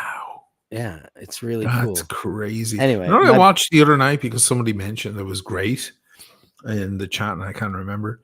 I watched Blink Twice. Was it? So that Blink Twice, it has that super handsome guy who did the what's the movie with all the male strippers? You know the movie Mike something. Yeah, whatever. Oh, Magic Mike. Magic Mike. Thank you. All the names. Channing Tatum. Channing Tatum. Thank you. He's in everything now. You got me there. Thank you. I would have never gotten there. It's too late. Yeah. Channing Tatum, he still looks fucking butch as fuck, by the way. He's ripped as fuck. But he's in good shape. He's aging really well. But yeah, it's one of those weird, spooky kind of. Oh, is it spooky? I saw something wrong on the island kind of movies. Oh, that's the movie about like they've been invited to like Epstein's Island, and there's it's like a sex game club. Turns out, yeah, and a lot of people were saying it's really good, but it was actually kind of shit. You know who directed it? Yeah, Kravitz's daughter. Yeah, Zoe Kravitz. Yeah. When I saw that directed by her, I was like, oh god, that explains it. It's just this. It's not. It's got loads of budget, and it's really not that brilliant a story, and not that well told. Oh. And it's very women are the victim, and men are evil. Yeah, it's very that. What a trope! That old trope. It's just like women can do no wrong. Dare they? Fine, I get that, but also like, why your movie has to be broader than that? But anyway, it doesn't matter. Don't waste your time, guys. Don't waste your time. It's not. Oh, really? You know, he's an interesting character, Channing Tatum. I don't quite get him because I think he kind of. I mean, I guess he's attractive to a lot of people. I mean, he is physically. Doesn't matter what you think is. No. I'm not getting at that. I think he's a terrible actor. He's just pretty. I think he's very pretty. Don't get me wrong. He carries the roles fine. Does he? In Hateful Eight? In Hateful Eight, he was great. No, he got his head blown off in the end. Yeah, he's the one who hides under the floor when they all come in to the haberdashery. Minnie's haberdashery. They're hiding under the floor. And they're actually all working. Oh, for you're him. right. He's Jody. That's right. Oh, he was good in that. Wow, I totally forgot. Wow. Yeah, just every time I see him in something, because I don't know, I've just always tried to figure out that guy. I don't give a shit. Of course, I like cavemen. I'm not gonna like pretty guys, but I think he's pretty. Don't get me wrong. He's a big butch fucker. He looks like a Marine.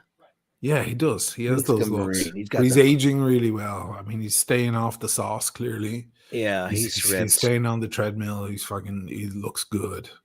He's probably getting better looking now. Hans says her mom is good in Angel Heart. Yeah, Zoe Kravitz's mom. Oh yeah, well, Angel Heart, Yeah. man, that is one of the scariest movies ever made. Great film. Anything with Santeria is scary to me, because ghosts and goblins and ghouls and shit, that doesn't freak me out. Santeria scares me out because I know that shit is real, because a friend of mine, and she knew him, we spoke about him the other night. His father was a high priest of Santeria, and that shit, I remember going in their apartment, seeing the white satin stained with the blood of the goats and that stuff, the sacrifices. No fucking thank you. No. That's an Alan Parker movie. That might be his best movie. But Alan Parker was he was most famous for what? The Wall. And The Rose. Great movie. Did he do Birdie? Was that his film? Birdie is Clint Eastwood, isn't it? No.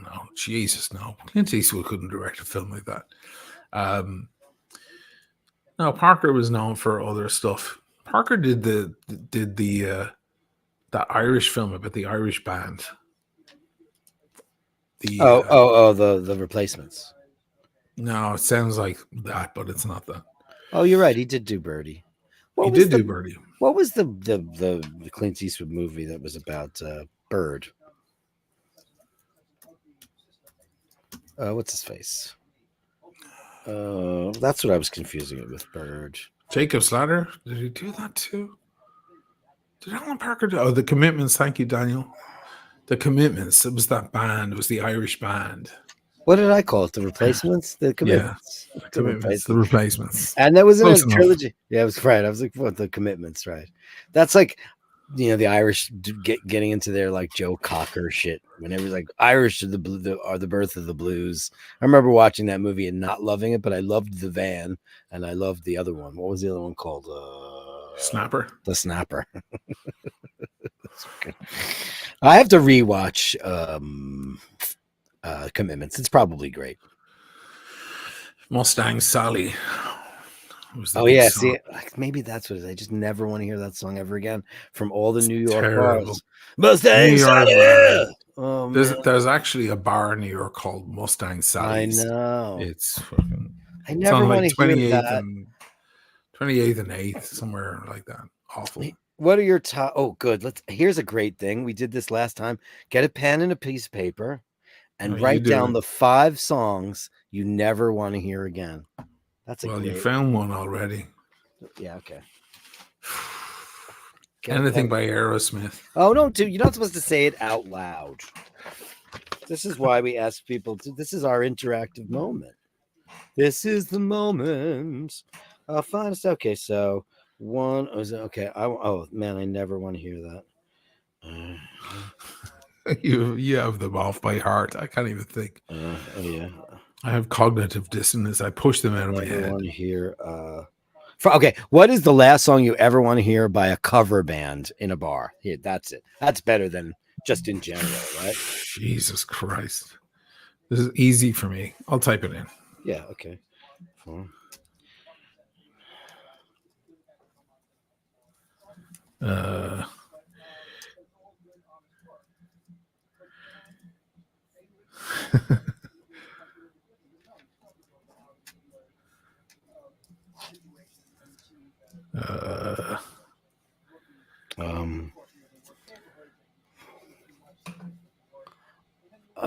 Do you got them all already? No. Oh, okay. I didn't say anything.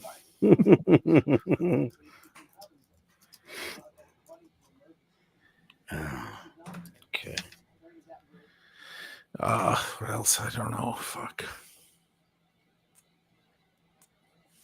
I know. Oh, I never want to hear that ever again. What was I thinking of before? This is so much easier than favorite songs, isn't it?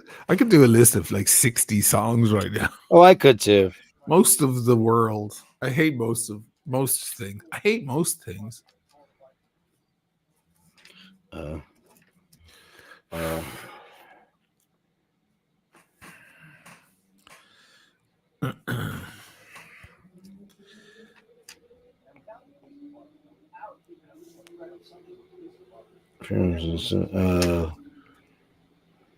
man, there's so many.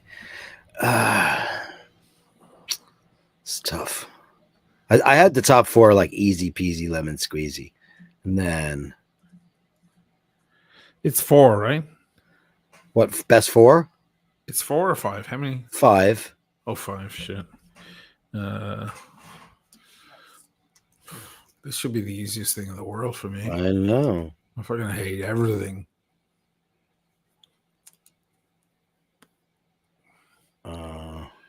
Oh, I got it. Oh, I have to redo it. I have to redo it. No, I don't. Okay, I'll type it too. That's why it'll be great. Okay, so 1. Just I'll you do wrote 5. it out. You wrote it already. Yeah, but that's not as fun.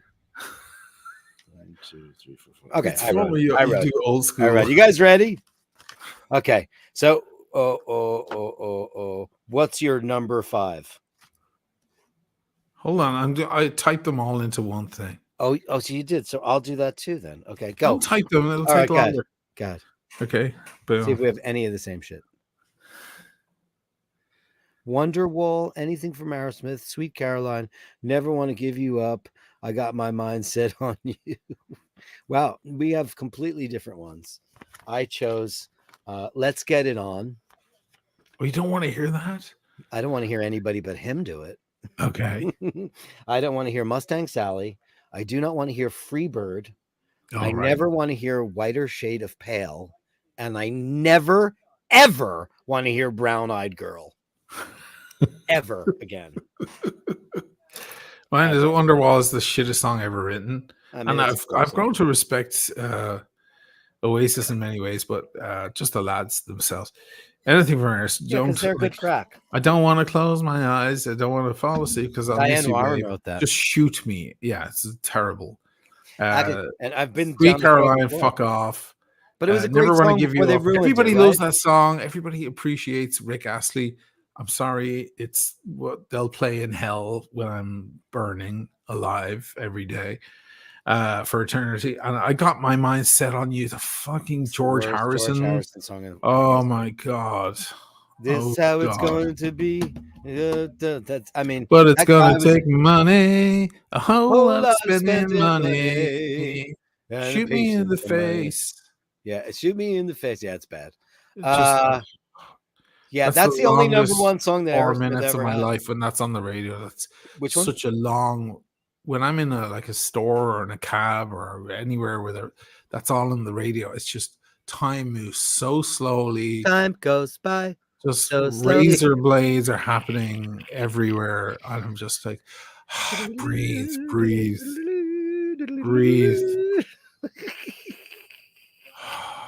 Yeah, I just don't ever want to hear anything by Van Morrison ever, because I just don't like anything that guy ever did. Like whenever you walk in, like girls love Van Morrison songs. Just Van Morrison. I just never understood that guy. Why people love him so much. Do you enjoy Van Morrison? No, not really. No, it's just like, ugh. Your sister says, "Got My Mind Set on You" is one of my top kill me songs. It's the musical version of Licorice. I love Licorice. So do I. I like black licorice. I like Licorice. So do I. I do. I was laughing before about you talking about Liddy just slugging the graspa, and I'm thinking to myself, you would have to get a fully loaded shotgun, put it in my mouth before I would drink that poison. And she drank it like it was the blood of Christ. Like it was not even that. It was just like nothing. It was just part of her build.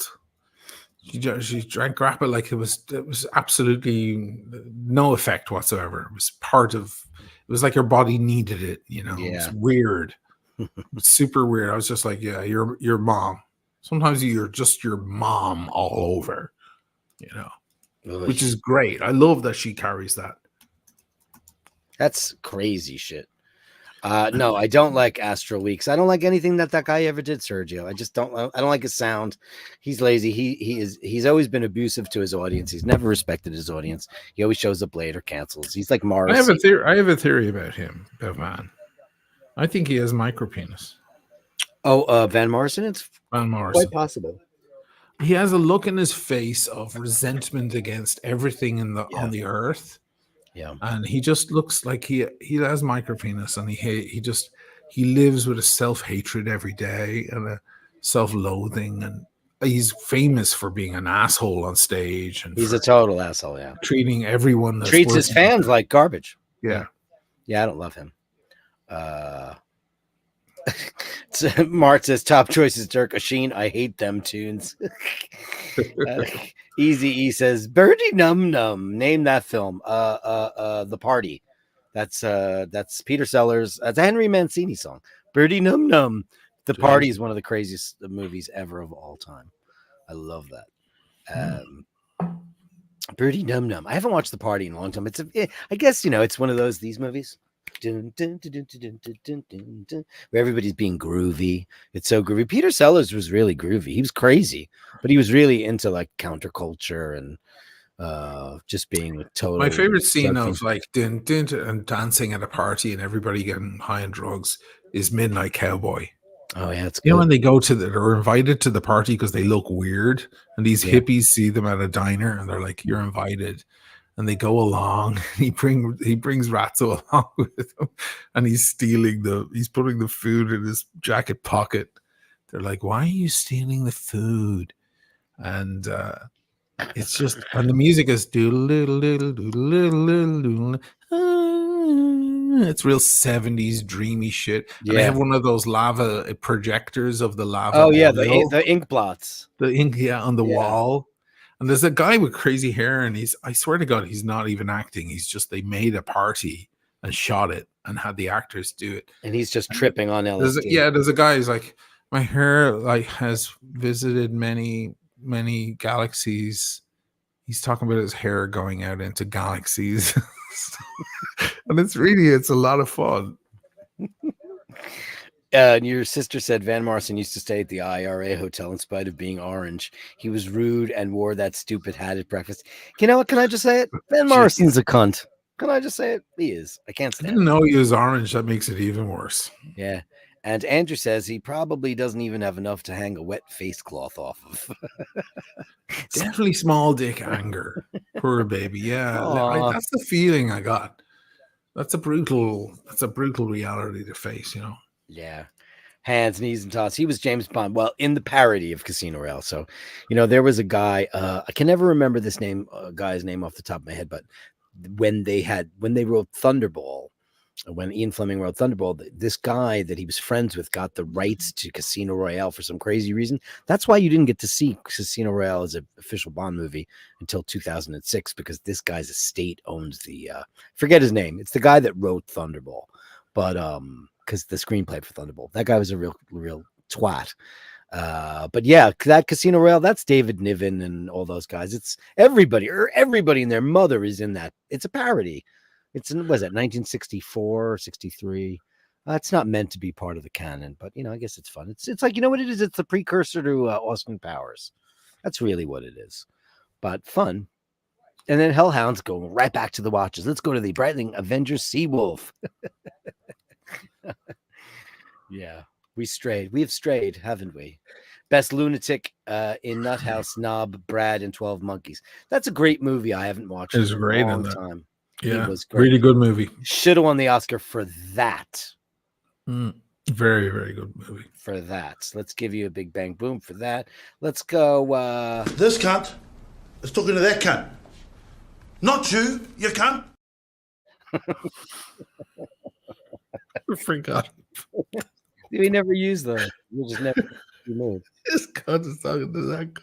John says that Van Martin's a trumpy old git with not a lot of gravitas, but he's worth Is he worth 100 million? He's everybody's worth hundreds of millions. Very now. famous. No, I know that he is, but Jesus Christ. Did you have any thoughts about Floyd selling for 400 million? Oh, we haven't talked about that. They tried to sell it for way more, but they got into such a fight over it. What was the fight about? Oh, the money. The money. Who wanted more? Roger, probably. I Roger read can be a dick, he can. that David felt that the estate of Rick and Rod and Nick Mason deserved less.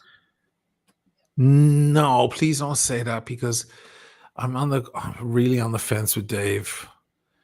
I really am. He's testing my patience, that motherfucker. Yeah, I know. And if you tell me that he was like, well, that's what I read something about, that Roger basically said. Because listen, the catalog, whoever is the copyright holder of those songs is the copyright holder of those songs. So this is a published, selling those songs, as you and I both know, has nothing to do with performance or that you played fucking flugelhorn. It doesn't matter. It's whoever wrote the songs. Now, those two guys, Roger has written the lion's share of Pink Floyd's catalog. Some of the key tracks, of course, David is a part of. No, forget about who you love, who you dislike, who's an anti-Semite, who's not, whose wife is a twat. Forget about all that. Doesn't matter. This is business. Yeah. You know what I'm doing, playing devil's advocate. So Nick and Richard, they don't have a lot of songwriting credits comparatively, but it took them a year. They originally wanted 5. You know what I think it is? If Dave says something stupid, like, I think it's his wife. Oh, Polly Sampson whipping him worse in the background. She's the fucking cancer in there. It's a Yoko Ono situation. I mean, those two, I think it's over now. I think first of all, Roger doesn't need any. Roger's worth 380 million himself. Is he not worth way more than that? Check it. I mean, it's public. It's going to be nonsense, though.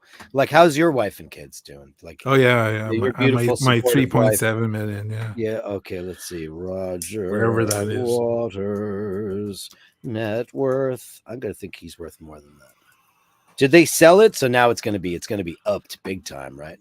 Oh no, it says 310 million. Okay. 310. So let me show the crew, and we'll go through this whole thing.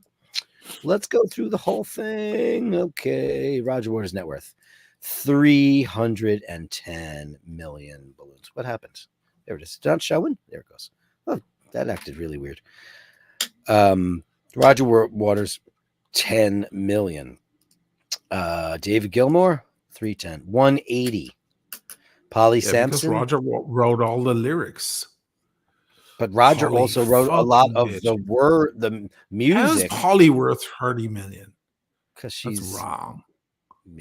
Sid Barrett. Okay, don't get me started. Well, he was only in at the start. He's only on one record. Well, I think he co-wrote a couple of songs on the next record. But no. Without him, nothing would have happened. Okay, so there you go. He had all the courage. He had all the courage, and they fed off that courage ever since. Okay. Without Sid, the genius wouldn't have existed. Sorry. How come? I'm a big fan of Sid. How come Nick Mason's not on here? Rick Mason? Nick Mason. Why is he not on here? Nick Mason. Nick Mason. How come they're not here? Nick Mason. Let's see. Let me see. Look him up. I don't want. Come on, you search for a celebrity. I'm trying to. You won't let me in there, Nick. Just be careful of these websites. As you know, see if I'm on there. I'm sure I'm on there on one of them. Let me go. Oisin Mali net worth. It's all. I'm gonna get out of there because it's scaring me. I'm gonna go Nick Mason net worth. I saw all the Carsies she's got. Hold on. Nick Mason net worth 180 million. It says on the screen Rick Wright is 70 million. Yeah, I'm going to get rid of that for you right now. I'm going to put you back. This is acting a little stupid. I think I'm on a very dodgy website. I think. Well, you see, Roger wrote. You know how the points work. It's 24 points. 12 go to the lyric writers. So Roger got all the lyrics because nobody else wrote lyrics. Nick Mason 180. Great. I'm delighted for him. Yeah, me too. Even though he didn't put pen to paper, it doesn't matter. No, but he's credited on some songs. Like they do have some of the tracks. You notice that the internet. Jeez, if I was in a band and I didn't write a fucking thing and I just played drums and I was worth 180 million, I would never complain about anything. Listen, you were in a band and you wrote the lion's share of stuff. Now I was in the band and I wrote a very large amount of material, but my guitar player did too. But I always felt like arrangements and things that happen in the room, and I know arrangement back in the day to have Johnny Mercer, blah blah blah, all these great arrangers. But I think that when you're in a band and you could write the song, everybody has influence. Listen, totally everyone does. does. A million. That's why it doesn't matter. It doesn't matter by Queen. Yeah, all songs by U2. U2 divided evenly. Yeah, all songs by. Because all the lads in the band have an effect. It doesn't matter. Totally. And they all put it in the exact same manner as that you did. It doesn't matter. Just because you went, I had an eclair and it tasted good. I wanted vanilla, but they only had chocolate here. Just because you came up with that, the next guy might go, hold on a second, and add the fucking power and the fury. All of a sudden, I had an eclair. It's crazy, and the whole world is like, it's a good example of how it works. Sometimes your band validates the ideas that you have. Sure. Your idea might be okay, but your band reinforce it and highlight the good points. And then often you write a lyric or an idea and the band think it's shit, and then you drop it because your peers say it's shit, so you think it's shit. And that affects you too. So the band, as you say, the band dynamic is very important. I think bands should divvy it up evenly. I think so too. It's just, listen, unless it's Tame Impala, because that fucker did everything. I don't know enough about those guys to have an opinion, but I know whenever I've heard them, I liked it a lot. This is all him. He was super dictator. Well, so then he's one of those guys that has a band name, but it's really just him. That he is like the quintessential Weezer. example. Yeah, he is that guy. Yeah. I spoke to Camry, the bass player, about it for hours one night downtown. He's like, listen, we do exactly what he tells us to do. The other guys in the band complain. I don't. I just fucking do it. They're great gigs. We toured the world. And he brought Dree Hemingway home, so good luck. Didn't you too? No, she was hitting on me. I thought you did already. No, I thought you were gonna be like, I've been there, done that. No, not with Dree. No, we hung out and she was all, but then he moved in, boom, and he's a handsome motherfucker too. I don't know what he looks like. And he's 15 years younger than me, so he had that advantage. And he was in the biggest band in the world at the time, or one of the biggest. Who was the biggest band in the world? At the time, Tame Impala were massive. We're going back 6-7 years in America. They were huge. Tame Impala, they were massive. You're off the map. I'm not that off the map. Dree came to that party. What's one of their big songs? Dree came to that party. I'll just say this stuff because people like to know what secret info. Sure. She came to that party because my friend is a writer. I'm not going to say his name. He's a best-selling writer. He just had a divorce and he wanted Dree to come. He threw this party because he wanted her to come. She came. I was there with Staten Island. The Staten Island girl showed up and she was as fucking loony as ever. But of course, she's fucking like carved out of stone, right? So everybody's looking at her. And except for me, because I was like, it's not worth it, fellas. Trust me. And fucking Dree, she comes over. I didn't even know who she was. And she was on me the whole night. And my friend was freaking out going, this is great. I invite my Irish friend along, and he's fucking cock blocking me now. But in the end, she left with Camry. And that was it. And that was that. I was like, well, the biggest player on the chessboard wins. That's it. I'm just looking at these guys. I'm trying to think of what songs they might have that I might know. They're psychedelic pop. Is that what they're called? Yeah. I've heard their music and I thought it was really good. It's crazy. Yeah. Really interesting. Really instrumental. And, really instrumental and cool. Like when they played, do they play like the Garden when they play America? When they play New York? Oh, yeah. Really? Maybe not now, not today, but we're talking 2016, 2017. They were flying everywhere. They were the cool band. They were the Fontaines DC of then. Now it's Fontaines DC. Sure. That guy Grain. You have to tell me what you think of the guy Grain. From Fontaines DC? Yeah. Do you like him and his big Irish voice? I think it's cool. I think it's kind of very unique. Yeah. You know, Elton John's a big fan. Elton John. Listen, He grabs onto anything that's popular, doesn't he? no. You know what Elton John does every Tuesday, or now it's not Tuesday. I think it's Monday now. That's Elton the show John, they were on. His entire career, he used to go to Tower Records or whatever, Amoeba in LA, go anywhere. He goes out and he buys 10 records every Tuesday. He is such a fan of pop music. He buys everything. He'll buy Dropkick Murphys. He had kneecap on as well. Yeah. He had kneecap and Fontaine. I believe it. I bet you he loves us. Plus, he also thinks that a bunch of those guys are knackery rides, and he'd be like, "Ooh, yeah, I wish I was in the alley with those fellas." Yeah, I wish you'd come over. Yeah, have a few punt for you, fellas. Guys, want a few punt? Green is a super panty dropper because he's got that big Irish. When he speaks, it's like deep like that. Sure. And he's big, handsome, big butch Irish. Big lug. He's a big lug. And and you know, so the girls are like, and you know, over here in Italy, I went to that fucking the party in Florence, and they're all like Fontaine's DC, like it's very foreign to them. To me, it sounds like some dude at the shopping center. But to them, it's very foreign and exotic, you know. They sound like the kind of guys who fix your car. Yeah, I mean, they look very young to me, though. They look like children. They are very young. I think he's in his mid-20s or mid to late 20s, right? Yeah. He's young. Yeah. Jim Patterson says that Mar took the lion's share. I don't know how that's possible. You just heard the latest kerfuffle in this whole Smith shebang. It's very fascinating what happened. Well, the two guys are Morrissey and Johnny Marr. Those are the two guys that wrote everything. Of course, their bass player is now dead, Andy. Oh, was he? He just died. Died like 2 years ago or a year ago. He had some Andy Rourke died. Yeah, great lines. Oh, great player. Lovely. Yeah. So they were offered a shitload of money to get back together, and Morrissey was interested, and Johnny Marr didn't return any phone calls. And they said, or that's what they said, he didn't return any phone calls. So they finally got Johnny Marr on the phone. Johnny Marr is a very cool dude, by the way. And he said, I didn't ignore them. I said no. They offered them a couple of $100 million, like $150 million. Can I say something? Go. Can I say something? Yeah. Sell your catalog. Yeah. But Floyd, I don't think they should have sold it, because to me, Floyd is eternal. I think in 150 years, 16-year-olds are going to be listening to Dark Side of the Moon the same amount as today. I don't think Floyd have an age.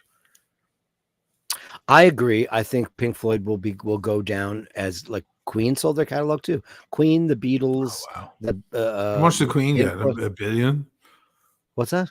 How much did Queen get? Was, I think, $950. Yeah. It was a lot of money. Monumental. It was monumental. But you know what? They've already licensed out their music for ketchup and shit like that. So, I mean, they haven't been too precious about it. And those guys are made out of money. But Sir Brian fucking May, who's, you know, guy gives away so much money to charity and saving foxes and animals and shit. That guy, I mean, yes, he's rich, and no matter how much money he gives away, he's still gonna have plenty left over for him and his kids and his grandchildren and all that stuff. He's one of those guys. He said, I read an article. He goes, what do I need the money for? He goes, give me all that money for all that work I've done, and I can change the world. He goes, the songs might not change the world, but the money can. I said, wow, that's as long as he puts it in the right place. He's the type. He's the right type. I'm not. Roger probably won't. Roger will probably get back into his old cocaine habit. Who knows? But as far Morrissey's a twat, and we all know that. And don't get me wrong, I've loved the Smiths and I've loved Morrissey, but I don't like his politics. I don't like his belief system. I think he's an evil old queen, and I don't like him as a person. Here's Morrissey in a nutshell. Whatever everybody likes to think, he'll think the opposite. He's what they call in Italian a negista. Yeah. Negista is the negative. He loves the negative. So if everybody goes, oh my God, that blue is great, we all want to wear blue, he'll be like, I fucking hate blue. I hate blue. You know what? Because you're a Tulsa.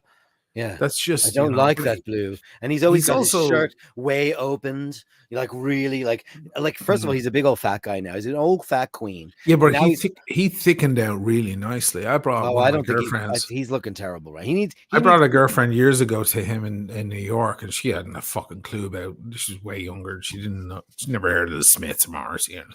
he's I a was like, "You got handsome to come man. see this guy. He's a fucking legend." She's like, "Oh yeah, whatever." And she comes along to the gig, and he was well into his thick. I mean, maybe he's thickened out even more now, but he was. This was probably 12, 15 years ago, No, he looked better than and she goes, prime primo. she This goes like, your Arsenal. I was like, "What do you think?" And she goes, "He's beautiful." He is beautiful. Or he was. He's an evil heart, though. So I Yeah. say ugly on the inside, ugly on the outside. Now I know it. I think he is. First of all, I love his voice. I love his lyrics. I love his stance on animal rights. But I Yeah. think he's a cunt, and I don't like him because he's really, really got an ugly heart. On the inside, he's not what he thinks he is. He's not this charming man. There's nothing charming about him at all. That's Fuck him. it's Fuck him. irony. He's a hypocrite. I can't stand him. And yeah, they should sell their music because they've got great shit. We hate it when our friends become successful. I mean, wow. How did that guy write those kind of things? Because he's such a bitter, bitter, bitter queen. One of my favorites is "It's not your birthday anymore.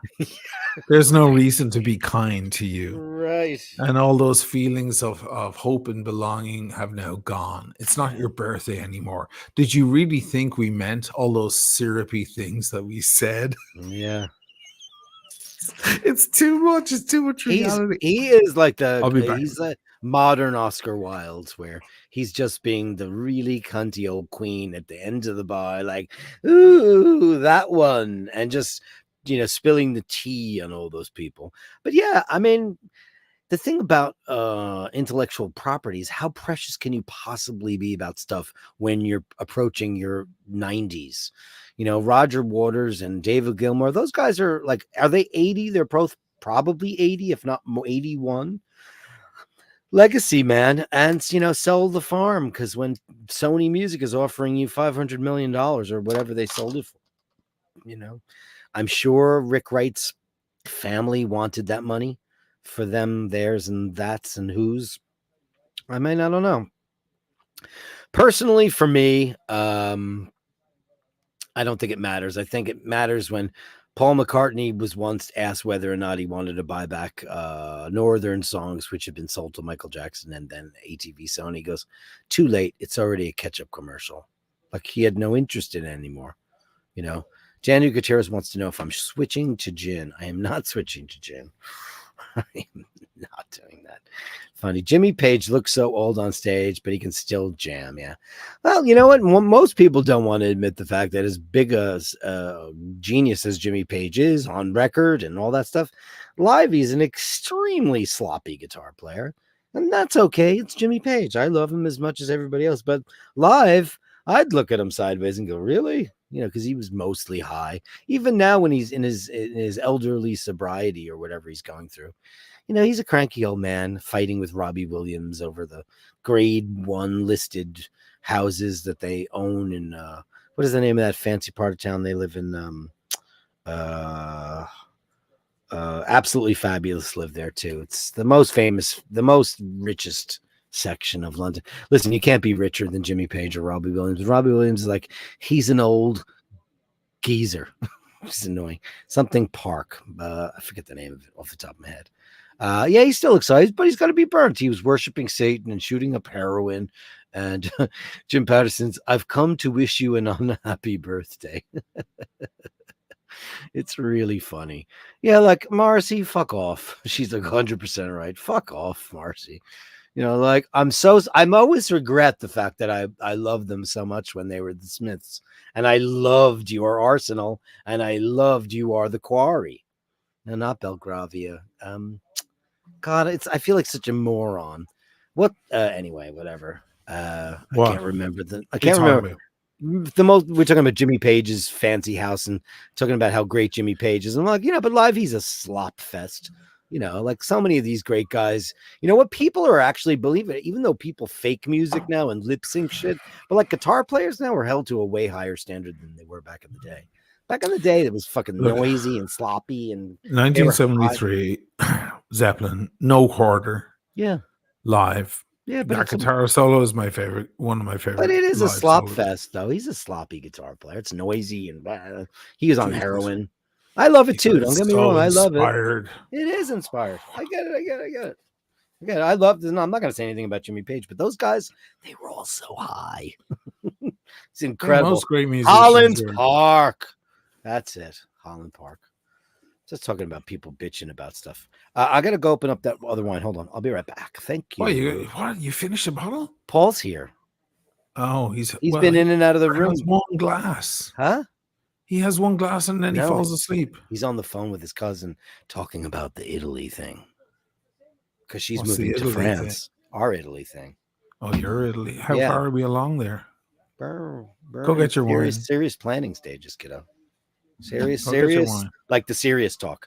So yeah, he's been coming in here and filling up. So I'll be right. I gotta go open up. I have a Margot. Fuck you.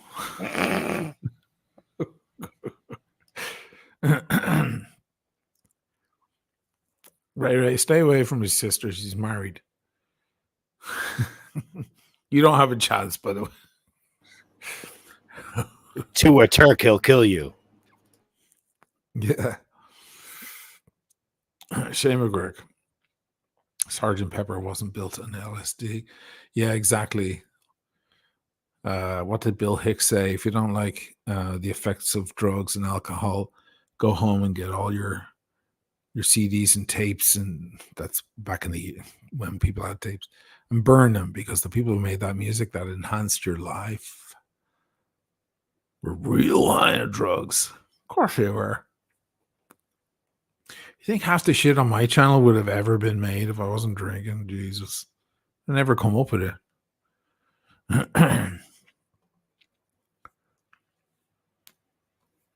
Because it brings people outside of the formalities of life, and you get to explore, and sometimes you fall on your face, and that's part of it, you know. It's about courage and imagination. It's a double-edged sword. We know that. For everything you gain, you also lose. But that's always the way of things. That's Newton's, what is it, third law? Or is his first law? Help me out. I think it's his first law. No, it's his third law. You have to let something go to push something else. Put very, very simply. It's not a very eloquent way of delivering Newton's third law, but it's pretty much what it means. Just on a colonoscopy today as a 30-year-old. Donald Murray. Wow, really? I've never had one. I probably need one. I probably do. There's all that prostate shit and everything. Once you hit 40, 45, now you've got prostate shit to look forward to. Oh, God. There's a reason why we used to only live till 30, 35. Now that we're dragging things out with modern medicine, things are getting ugly on the old. John Doe, every single ticket for Oasis North America US tour sold out. No doubt. Did they go on sale today? Wow. I saw they announced their US tour. Fucking hell. It's like a tidal wave, that band. I said it before. They stayed in good shape, the two of them. They look good. Fuck me. I was just saying Oasis when the North American tour sold out, says John Doe. Oh, did it sell? Did it go on sale? Yeah, I was asking, was it today? Yeah, he said yes. Oh, Today. And sold out. Of course, sold out. Of course. But I was just saying to my audience, when was it? A few weeks ago. The two of them look great. Oh, you have that Margot, that classic Margot. Yeah, the brain. I've had so many of those. Oh, yeah. I mean, it's the baby Cantonac. Yeah. You know? Could you hitting the second bottle? You don't even seem buzzed. I'm not even buzzed. I know Is it all everybody wants Paul? me to get really buzzed, right? No, because he's on his cousin. She's amazing. She's done. Is she over here? She's in Chicago. Oh, She worked for Oprah for years and years. She's the one he went on the Oprah cruise with her. Remember when Paul went on the Oprah cruise? but what has she got to do with Italy? She is moving to Europe, so she's like done a lot of the homework on how one acquires property, taxes, what you have to deal with the EU, and she's done the lion's share of the homework, the business of what, because it's big when you want to buy a property over there. You have to deal with a lot of like, who do you pay tax to, blah blah blah blah blah. Sure. So she's done the lion's share of that stuff. You need permesso di soggiorno. Yeah, you do. I saw a meme earlier today of some girl sitting. She's clearly Asian, whatever, and she's looking at Emily in Paris, which is now Emily in Rome because she's in Rome. She's in Rome now, yeah. And Emily, I watched it. She opens her window, and she's all happy, and your one is sitting there like with her sitting like this, going watching Emily in Rome, knowing that she's going to have to ask for permesso di soggiorno. And the music is for like, Yeah. But yeah, there's a lot of paperwork. Look, I'm out of the conversation. Do you watch Emily in Paris? I tried to watch about 5 minutes of it, and man, that's kryptonite. That's kryptonite for a dude like me. Kryptonite for Paul, man. And I'm like, listen, I know it's garbage.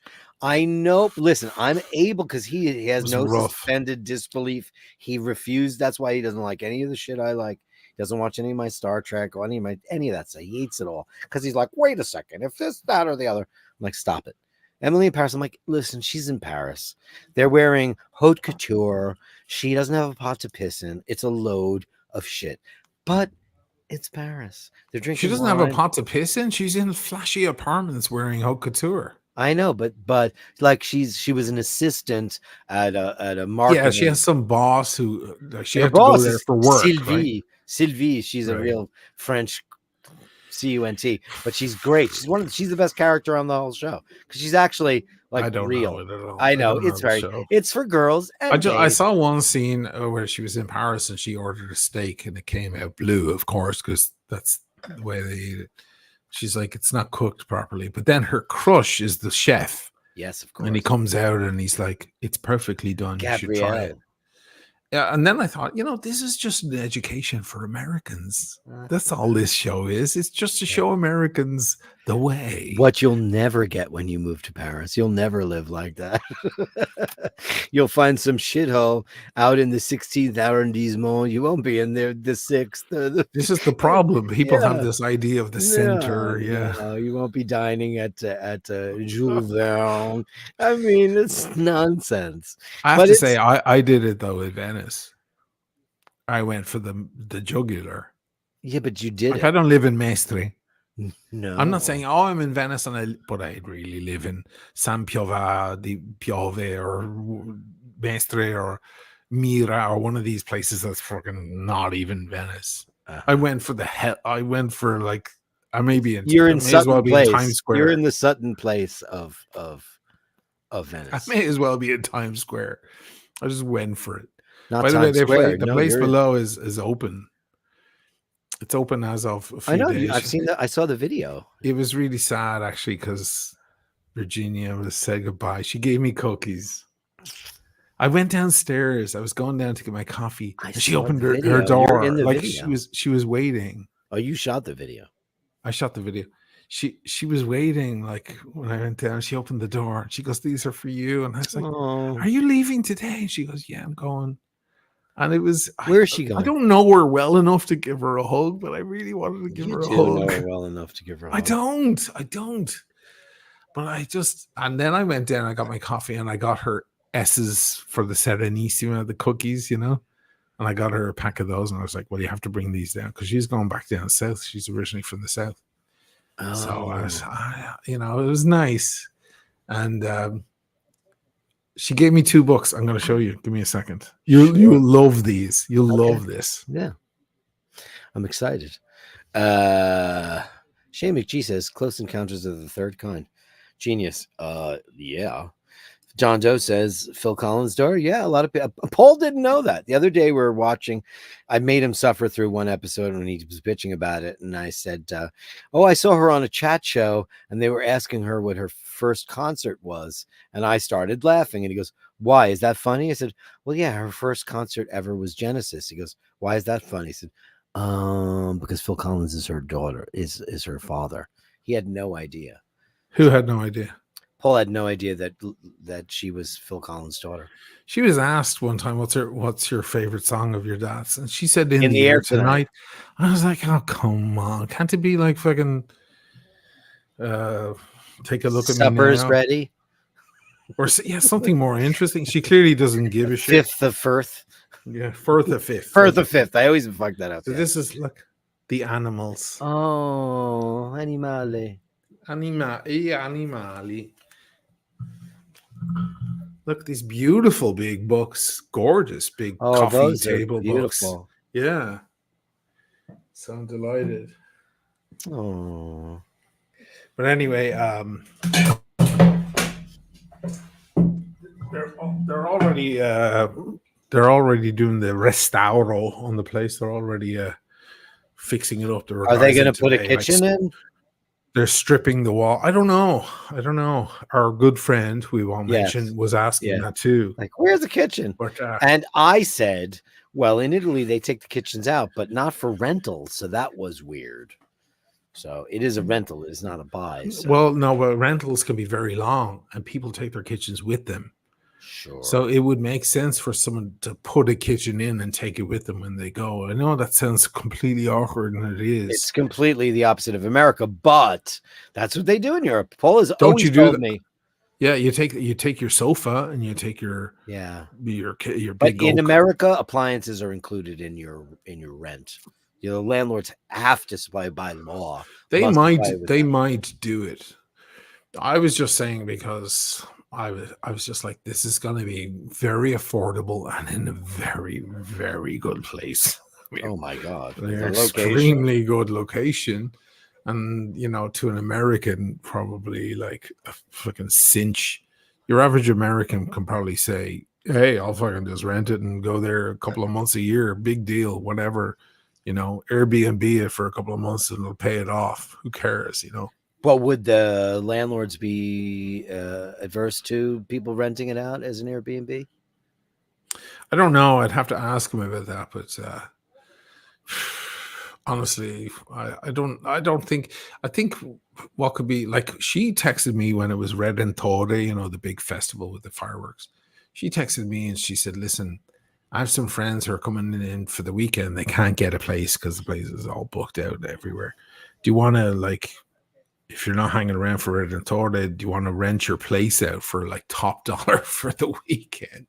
But I was here. I was like, no, I'm sticking around for it. So I mean, that's weird to have people in your shit. You have to be prepared for a thing like that and just get rid of all your stuff and your personal items. It would never happen here. No, I would never do it at my place. No. People would be grabbing your cologne and going, "Oh, what's this?" You know? Yeah. No. I would never do it. But anyway, did you go buy a cologne yet?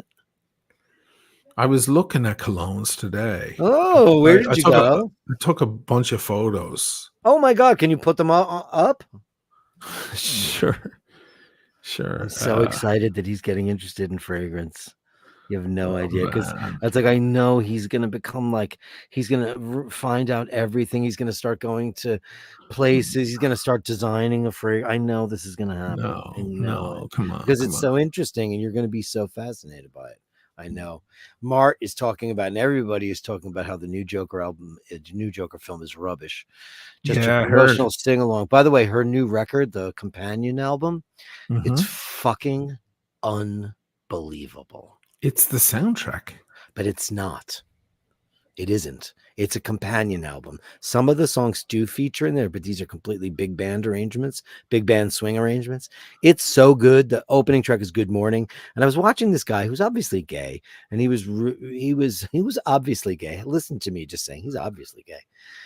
Reviewing musical theater, and he's reviewing the Gaga record, and he goes, "Oh, this song Good Morning." He's like, "Is this not an original?" I'm like, "It's fucking from Singing in the Rain, you old queen. What's wrong with you? How did he not know that?" Where am I sending it? Basherdirk? Send it to basherdirk@gmail.com.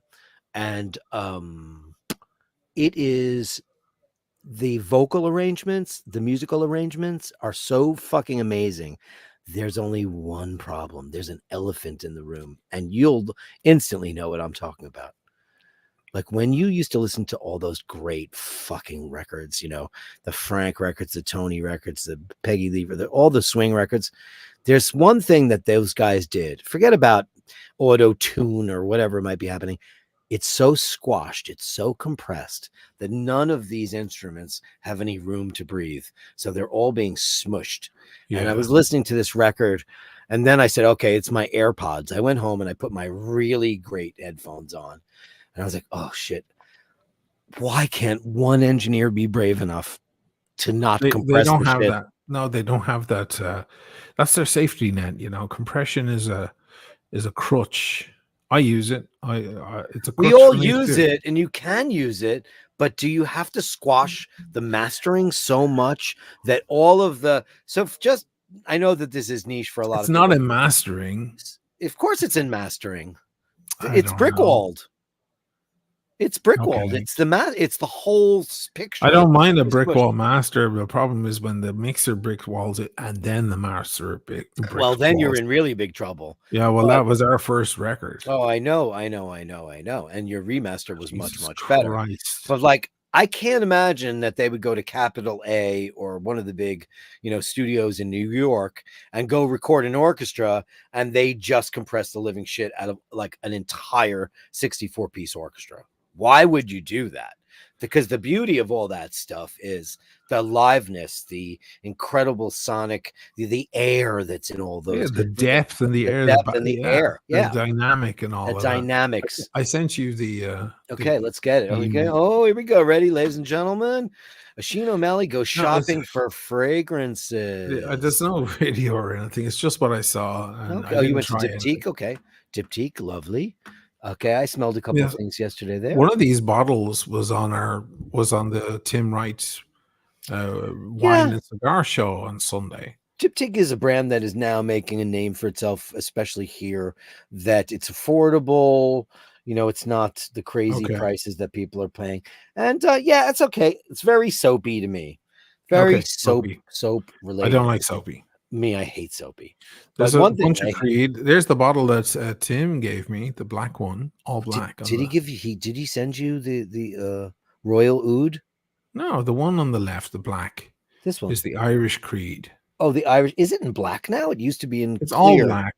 Oh, he gave it to me a couple of years ago in Geneva, and it's 275 euros, a $300 gift. That's an amazing gift. So I tried the very famous. I tried Aventus, which that's right here, the Absolute Aventus, which smells like airplane. There's no price on that one for some reason. Yeah, because it's expensive. But the one they were talking about, the boys were talking about, which because I'm an oud fragrance. All the others have prices. They have $295, $275. Is it not one there? $260. There's no price on that one on the right. Yeah. I'd just love to know how much it is. So, meh. Okay. I tried the Oud Royale yesterday, and it just smelled like whorehouse ashtray. Like, it was so bad. It just smelled like an ashtray. It was not great. Okay. I didn't love it, and I'm an Oud fan. Didn't love it. Then, Etro. Okay, I love Etro. A lot of fashions. Etro has just been breaking into fragrance within the last couple of years. Heliotrope, which is obviously a beautiful flower, that's been a component for a lot of fragrances for many moons. Everybody from $120. Good price. Yeah, well, because Etro is new to the fragrance game. They are they're like it's high-end menswear, now women's wear, and they've just recently broken into fragrances, and it's really doing well. Beautiful bottle. Fuente Opus X says she's a Tom Ford ombre leather guy. He's not. He won't like ombre leather. You know why? Because there's that sweet component to it that he will not like. Believe me, you won't like that. I know you won't like it. There's so much more. Oh, florists. Oh, I love florists. Okay, what do you got? I don't know what this is. They are specific to Venice. And they were in when I did the thing with Carissa there, and we were looking for fragrances. There were those, and they're really pricey.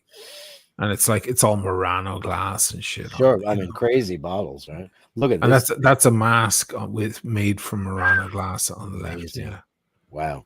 that store is crazy. By the way, What store is this? this is like a little place in a laneway. I mean, everywhere here's a laneway, but you know what I mean. Yeah, sure. And it's like they have all the crazy shit, you know. I love Flores. Flores.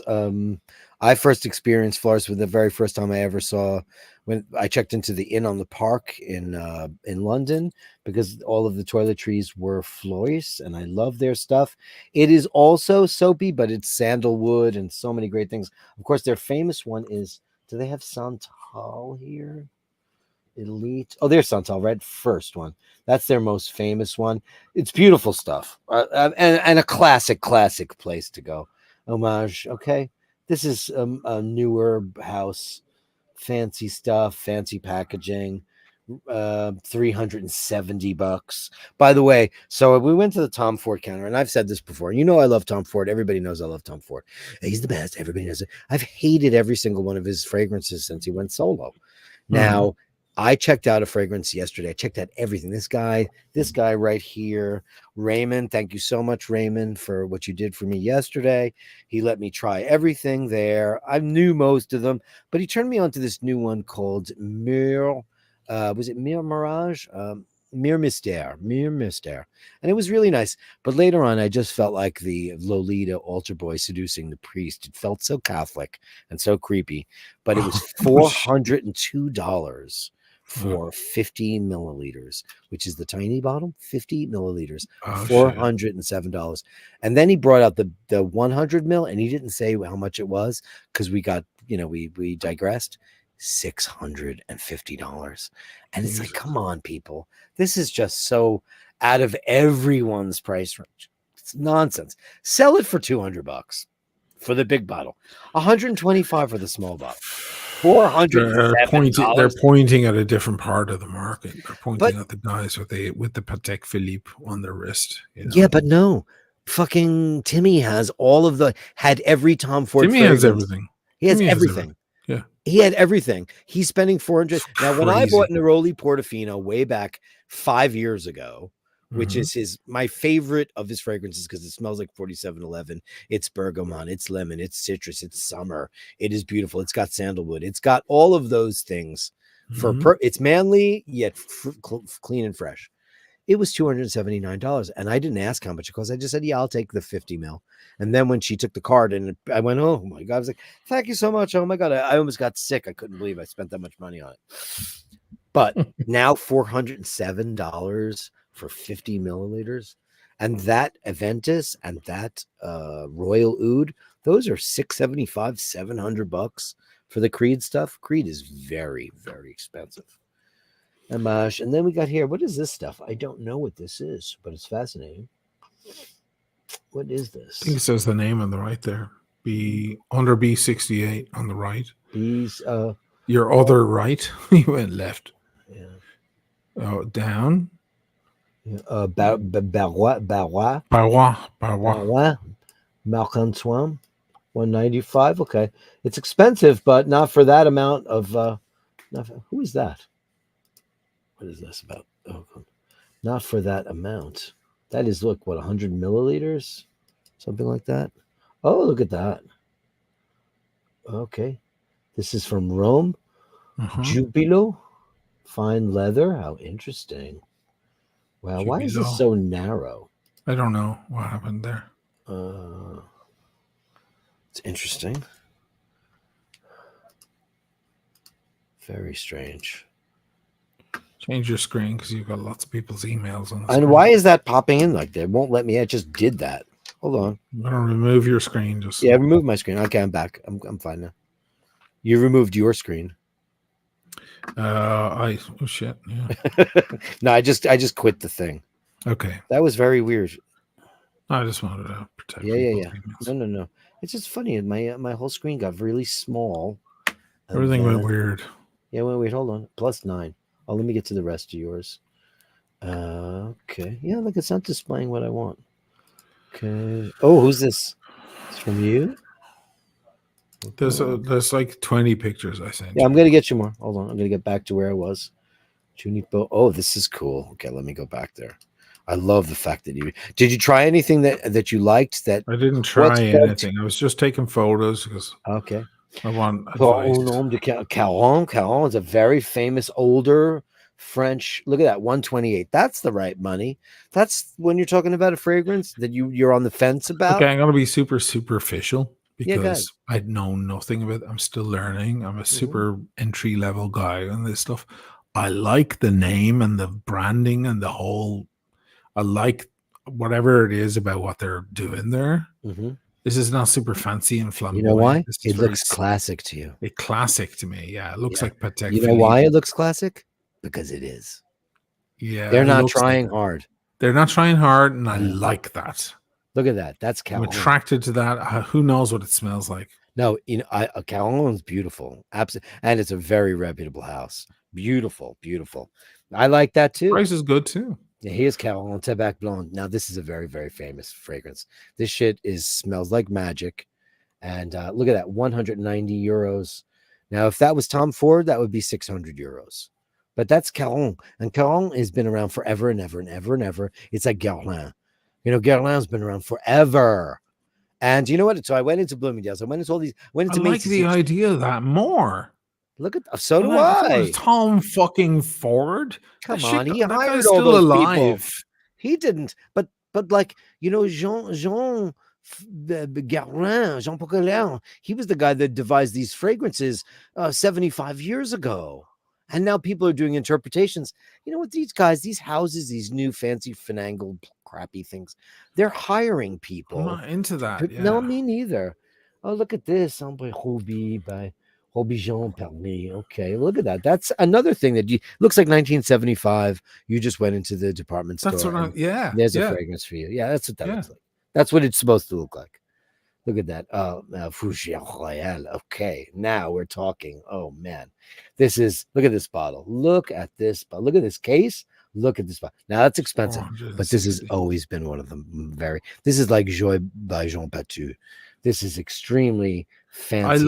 I love the idea of finding a fragrance that is you. Yeah. And just only owning that fragrance and buying a That's bottle me. of this every few months. That's and right. not Every having few a collection years. of or years or whatever lasts you. Lasts forever. Does it last forever? And good stuff. The good stuff. You don't like that oh, bottle the there. toilet, who cares? That bottle in the center there in the black. That's parfum. How long would that last me? Oh, it's a parfum. Well, that's a parfum. 2 years, 3 years. That bottle will last me 3. Oh, well, then it's not that expensive. It's not. That's a 3-year purchase. Okay. Well, yeah. That's okay. When you're buying parfum. Eau de toilette, who cares? I've got my 4711 Eau de toilette. It's Eau de parfum, Eau de cologne, which is similar.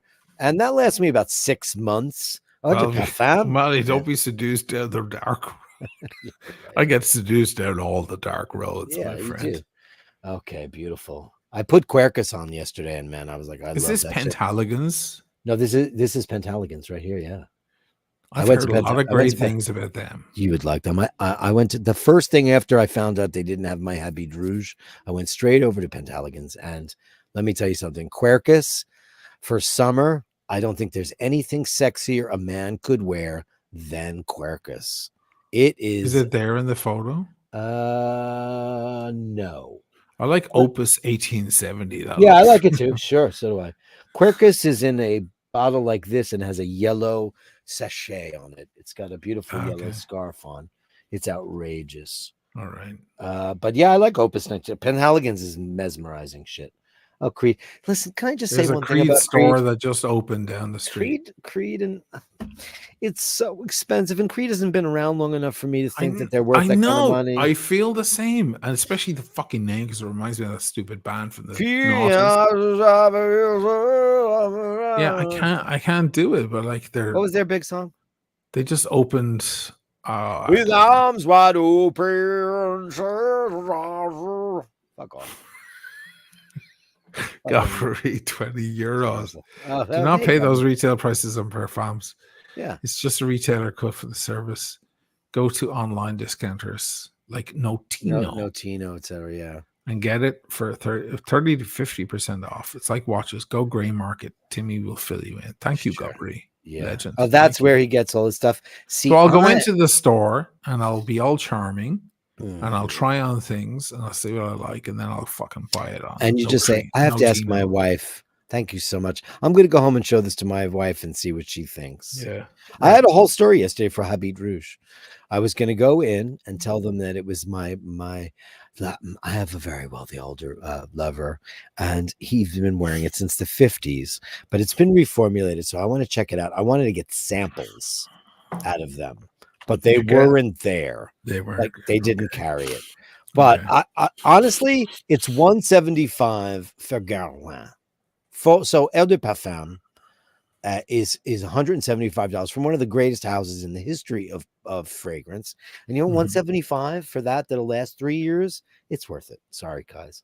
But Creed, I don't know. It just came for out of 3 years. It will definitely be worth it. But you really need to know.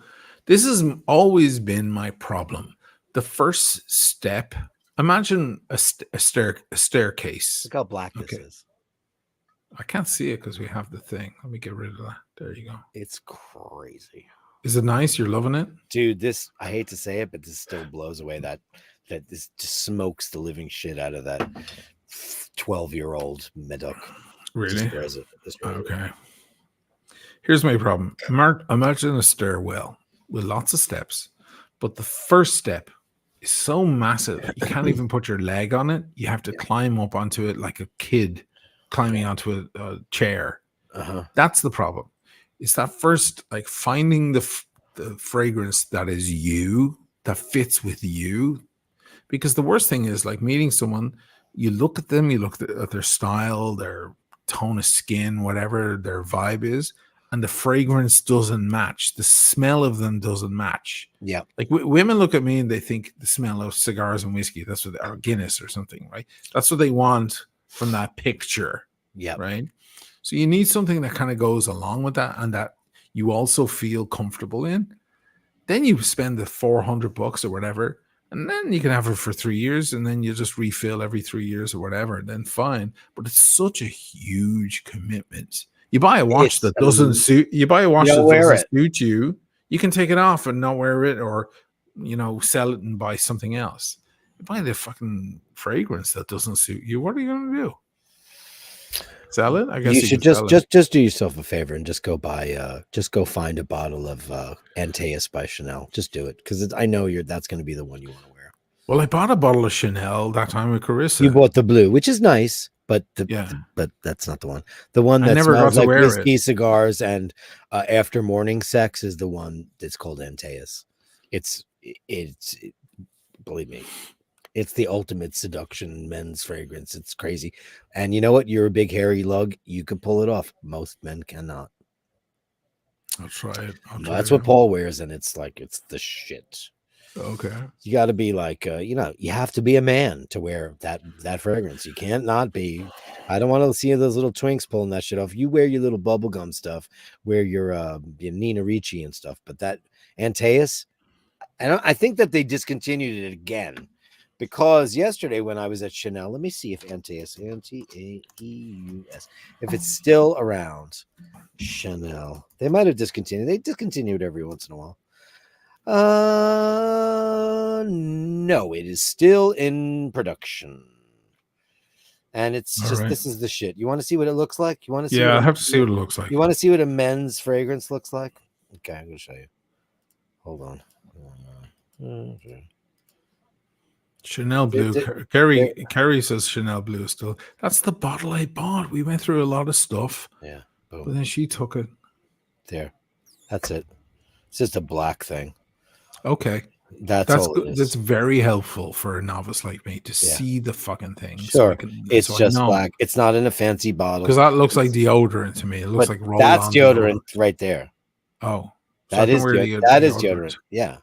But this is the eau de toilette, but they have more than that. They have the eau de parfum, all that stuff. But it's still. And how much is that bottle? That's $130. Fine, done. If it works, done. Go to your favorite place and go just try it on. You know who will have it? The Fondaco. Of course, Fondaco's gonna have it. Yeah, they'll have it. I like Chanel. She said I like Chanel Blue too. It's not for him. He tried it, and then the girl he was with stole it. Yeah. No, we loved it. That was our favorite out of the lot. Yeah. And then she pinched it. No, she didn't pinch it. She just she said she left it at a place or whatever. I never saw it again. That's all. That's the long and short of it. Creed has been around since the 1700s. No, Carrie, Creed was born in like the 70s, 1970s. Creed's been around since like 1969, 1970. It's not ancient. It's not new, but they didn't start getting famous until the 90s. But they've been around since like I think 1970. I don't think the 1700s. But I remember when she started. I love Irish Tweed. I love it. It's great. But that it's okay. I have the bottle here. It was a lovely gift. But don't you think it's better for a woman than a man? I don't know. I just when I spray it on, I'm like, all right, that's interesting, but I don't know if it's girls. me. It's for men. It's for girls. I don't know if it's me. My sister wears it. It smells gorgeous on her. But my sister's classic fragrance, is what's the one Carrie? I mean, for women, this whole world must be way deeper. Like no, because everybody's making unisex fragrances now. They're ruining it. The gender. I know, but think bullshit. about that world for women. Oh my God! I mean, when I pass a guy and if I don't smell anything off him, it doesn't register. But a woman who has no fragrance whatsoever is a little odd to me. I'm so used to a woman's smell. Sure. Like if I pass someone here in Venice flowers and she leaves what's the name of that trail? What do you call it? The trail of sillage. The sillage. I smell that sillage. I turn around to look at her. Oh my God! But I don't search for that in a guy. Girls do. It's like we're filthy animals. It's the women. Girls are filthy too, because you know what? If a guy walks past them and they smell good, they notice. Yeah, it's true. Women are filthy. They notice. Because you know what they're thinking, and then they'll look at his fingernails and see if he's got a decent manicure, if he takes care of his hands, and then the next place they'll look, his shoes. His shoes. Yeah, I know. Because don't worry, I have my Ferragamos, I have my Todds. I know you do. Yeah, I have to get my Clarks. I have to fill up on winter shit now. I have a lot of money to spend. Yeah, because I've got fucking PT fucking winter coming up, fall.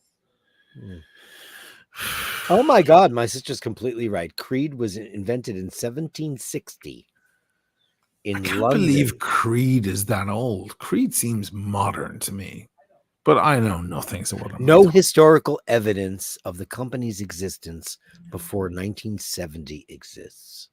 There you go. That could be a lie, Carrie. It could James be Henry bullshit. Creed supposedly founded the House of Creed in London in 1760 as a tailoring establishment. However, the earliest evidence of Creed's existence hark from the late 60s or early 70s. It claims to have risen to fame in the mid-19th century under Henry Creed as tailors and habit makers for the fashionable dandy Count de... You know what they did? They made that story up. That's what they did. I believe it. That's fine. And it was sold to Kering for $3.5 billion. Listen, they make very, very high quality shit. It is not, she says, it is not a lie. It is not a lie. Oh, I mean, who knows? I mean, I'd never heard. I feel like they're the new kid on the block. They are the new kid on. They're not new in the. They're not the new kid on the block. They've been really respected for at least since the. They're not 80s. Chanel. They're not Chanel. They're not Penhaligon. They're not, those things at all. But it's one of the most expensive brands in the world. Their shit is so expensive. It feels to me like the Richard meal. Carrie used to work at Tiffany and Company, so she does have a lot of inside track on a lot of stuff. So let's defer to somebody who's got a little bit more other than our speculation. She went to the Parfumerie. She used to go to Paris all the time and do all that shit. Fine. So it's possible, but I don't. But like I'm not. This was also in the 80s, Carrie, and I love you, but like I remember the hearing like, "What's Creed?" And they're like, "This." You know what they probably did? Like a lot of watch companies will go out of business, and then they'll bring the names back. And then like somebody will buy the name and they'll bring it back. Could be very, very similar to that. How can the word Creed go all the way back to then? I don't know. Doesn't sound it's his like last name. Oh, it's his Samuel name. Taylor Creed. Oh, where's he from? London. Well, apparently the British make some of the best I mean, fragrances in the world. That's what I heard. Penhaligon's isn't Floris is Penhaligon's. Floris is English, right? God, if I'm wrong, I'll be It'll mad. be English and French, right? The Floris. Italians aren't famous for it. Floris is English. Floris is beautiful. Oh my God. Floris is beautiful. And that they used to be I was really sad. Somebody was in the Principe de Savoy the other day. I love to watch people's YouTube videos, and it looks like they switched fragrances. Yeah, Carrie, my sister Carrie turned me on. She's a nose. My sister knows great fragrance. She wears Climat, and I've done everything in my power over the years to find it because it's so rare, so impossible to find. I've been lucky a couple of times, rarely. Climat, it's incredible. So I need to try Penhaligon. Oh, you would love Penhaligons. You know what it is? Listen, it's like listen, Italian fragrances. Like I shy away. Like I do love Acqua di Parma. I do. And the Principe di Savoia in Milano always had, the whole place was built by that fragrance. You go to the gym, you go to the spa, everything there. It's free, whatever you want. That's how I finally found the oud and I loved it after M7. They no longer have them. So they got kicked out somehow. I don't know who else is there. But the Italian, you have to remember that the Italian fragrance market starts at the barbershops. So all those classic fragrances started in local barbershops in Parma. And I've been buying that stuff and it's $12, $15. So now these guys capitalized on it. And they're selling these things for $350. I buy Prorazzo.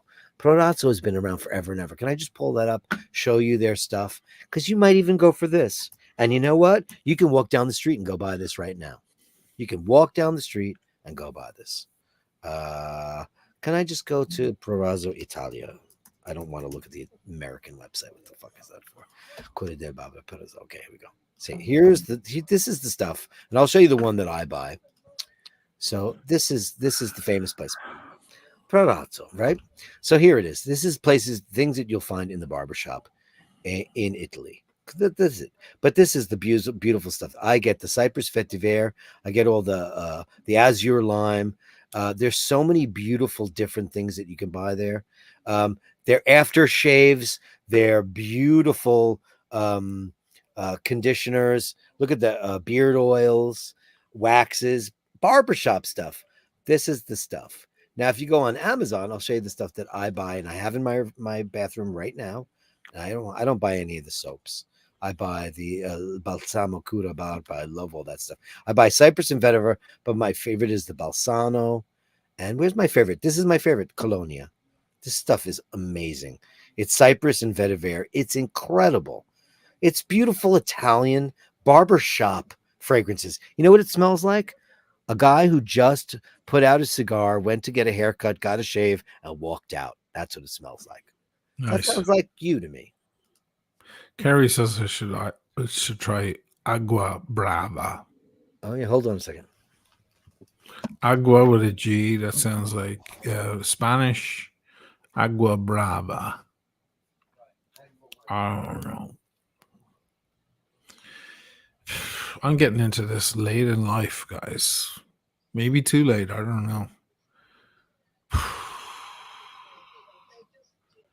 mean, it's nice, but, I can't tell you how many times it's been. I've never had an issue with smell. Can't tell you how many women are like, oh, the smell of Guinness and whiskey off his breath is all I need. Arsenal. Oh, Jesus, look at this. Didn't pull these out the other night on the Timmy show. Yeah, I got plenty. They're killing the wine. This, by the way, the other one was way older. This is way better. Sorry, it's way better. Okay, so Kerry was talking about. You didn't pull out this Arsenal the other night on Timmy's show. No, I didn't. Arsenal here. Oh, should I have? What's up with that? This is Agua Brava. Brava. They would have loved that. This is Agua Brava by Puig. There it is. That's the one. Yeah. Of course I have it. You know why? Because my sister dated accountants in Segovia, Spain. Right? This is it. Fresh cypress, lemon, bergamot, a little bit of patchouli, and cedar wood. It's absolutely mesmerizing. This costs, ready for this? 20 euros. It's an eau de cologne. Puig Aqua Brava. It's a classic from Spain. It's a classic. This is something I wear every single day of my life. I have a green screen, so it looks terrible. This is 4711. Okay, this is that's your famous one. this is my favorite. By Don't Extra spray it. Polish Don't Splash. spray it. No, it's not a spray. It's a splash. Don't. Yeah. It's a splash. It's a splash. I don't have it in a spray bottle. It comes in a spray bottle. Okay. Wow. This is my favorite perfume in the history of the world. This is Yves Saint Laurent M7. This is the first commercially available oud fragrance for us outside of the Arabic world. 4 ingredients: bergamot, patchouli, oud, and amber. It's the most beautiful thing. It's smoky, it's mysterious, it's sexual, it's crazy. It makes everybody go, what the fuck was that? Okay, now listen, I know it's discontinued. It's discontinued. But where can, even at the high price, where can I find it? eBay. You can buy this on eBay right now for $500. Okay. $600. But you want to try to get see, look at this. See this bottle? See how it's all amber? Hold on. Stay put. Oh my God, we're going deep here. Jesus. Oh, fuck. I don't know if I have the head for this shit right now. It's fucking 10 to 3.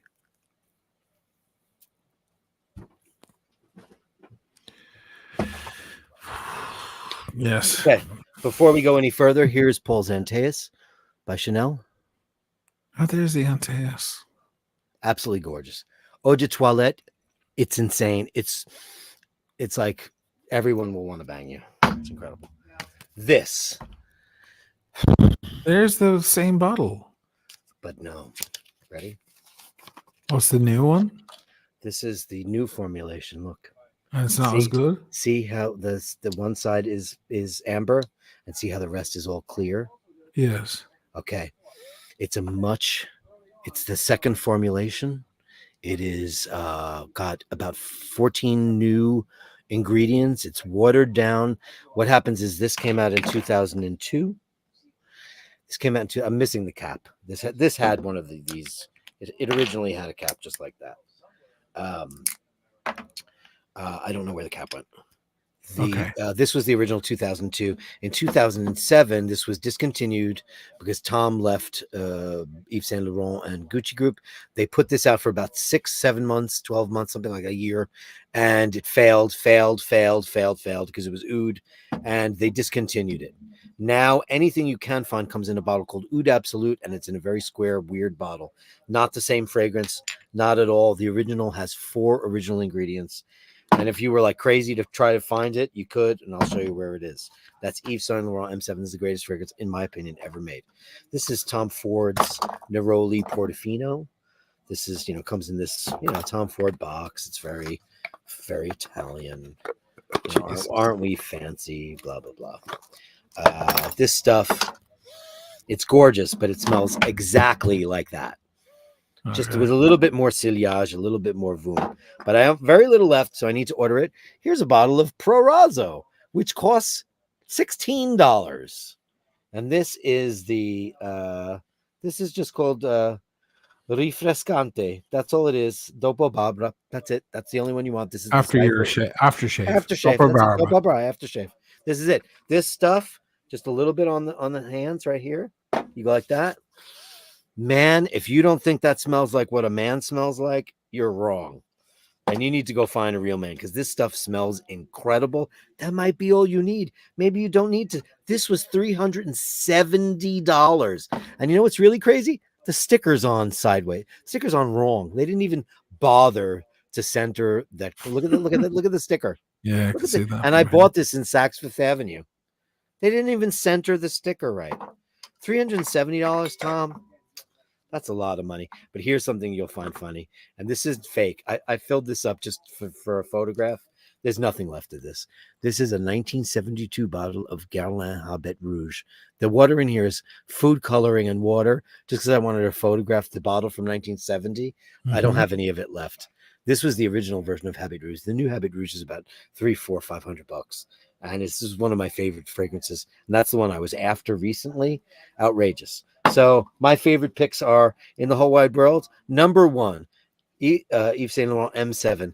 This at the time was $80 to $150 in 2002 and 2006. Agua Brava, $16 to $20 on Amazon, and Agua Brava. I've got to check out Agua Brava. You'll love it. It's so good.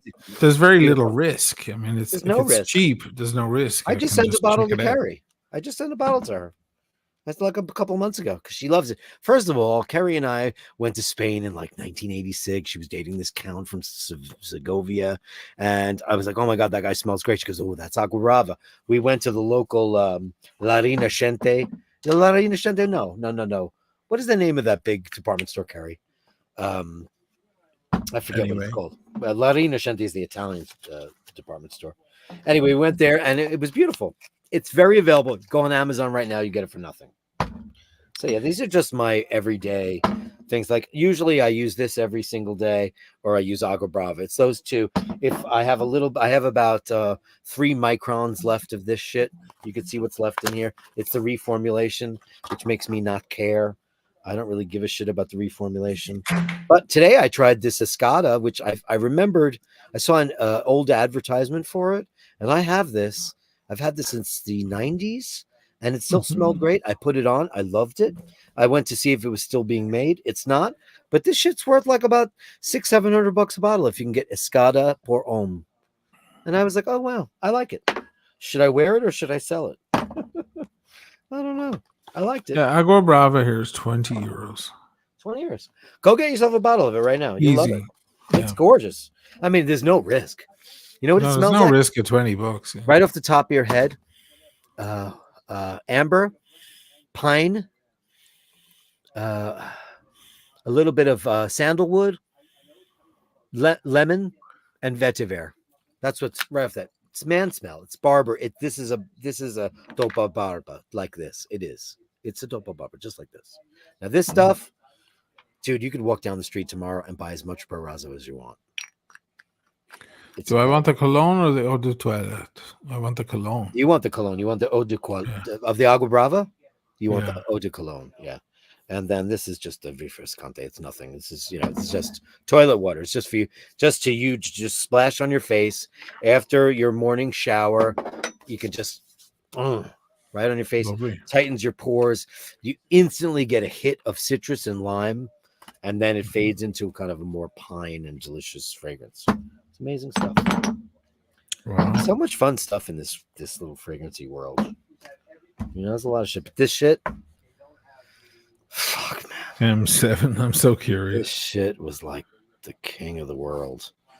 This isn't even the bottle of cologne. This is the aftershave. This isn't even the cologne, which I found this in Fano in a tiny little store. Me and Shay went into a store and I was like, you don't have M7? She goes, so. So I went around and looked. She had no idea. And I was like, oh my God, I bought this for 33 euros.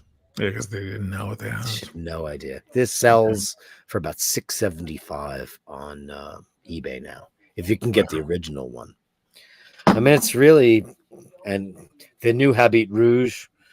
I mean, you were on the show. You saw what that packaging looks like now. It's the most. They did such a beautiful job. But let me see if I can find. Let's see, M7YSL. See what this is going for on eBay. Let's see. It's a shame that it has to be that. And I've written to Yves Saint Laurent. I've said, listen, you know how much M7 is selling for on your site. Why don't you? Don't care. But why would they not care if people it's are like writing to Rolex and saying, you know what your old 1675s are going for? I know. Okay, so let's go. Let's go here and see what people are selling shit for. I like that. I like that brands move on. It's inspiring. Okay, so that's the newer shit. This is the one this is also discontinued, and it's good, and it's nowhere. It doesn't smell anything like the original stuff.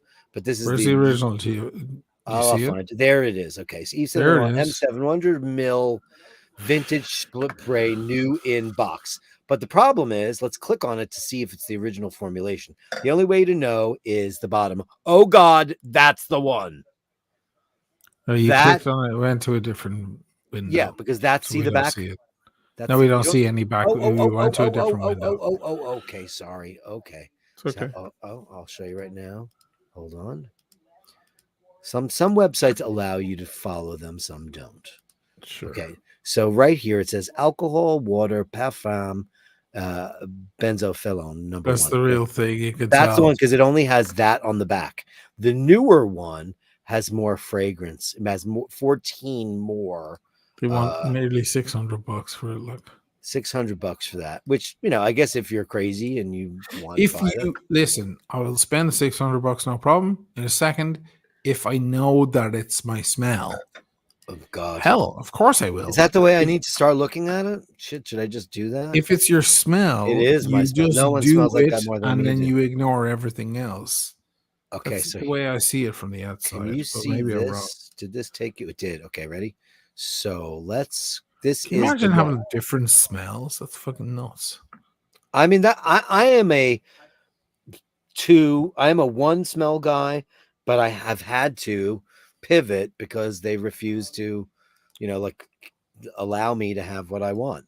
So once your fragrance is gone, your fragrance is gone. So let's go to, is this the one I want? This is it. Okay. So this is the original bottle. This is correct. As you see, it's amber on all sides, but it's not full. Mhm.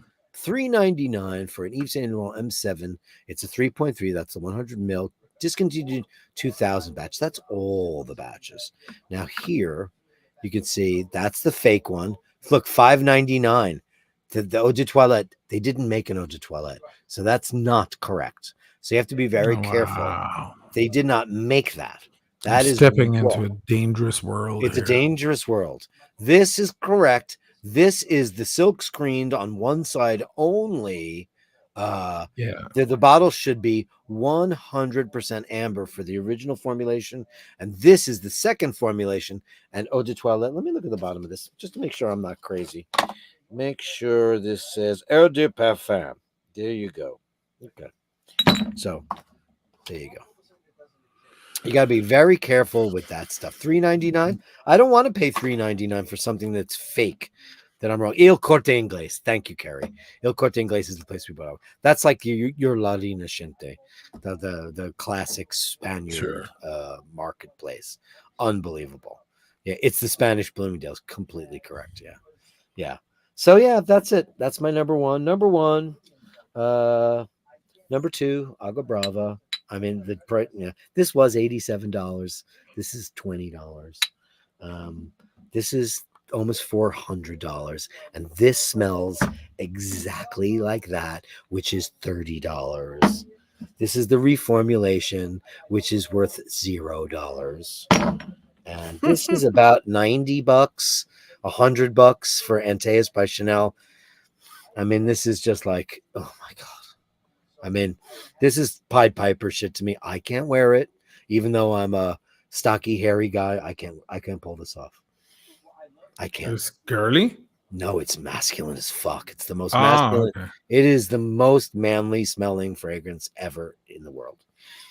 More than cigar breath and whiskey. Okay, sweat. so Whiskey sweat. hold on a second. Hold on. Ready? And the sprayer on this, Chanel doesn't fuck around. Okay, the first thing I get out of here, I mean, it's nuts. It applies like a lot of fragrances do. All fragrances generally go on a little sweeter than they wind up. Dark, woody, amber. They go sweeter with time? No, start out. They always start out sweeter. Like this. Start out sweeter. You know what this starts out as? It's Dr. Pepper.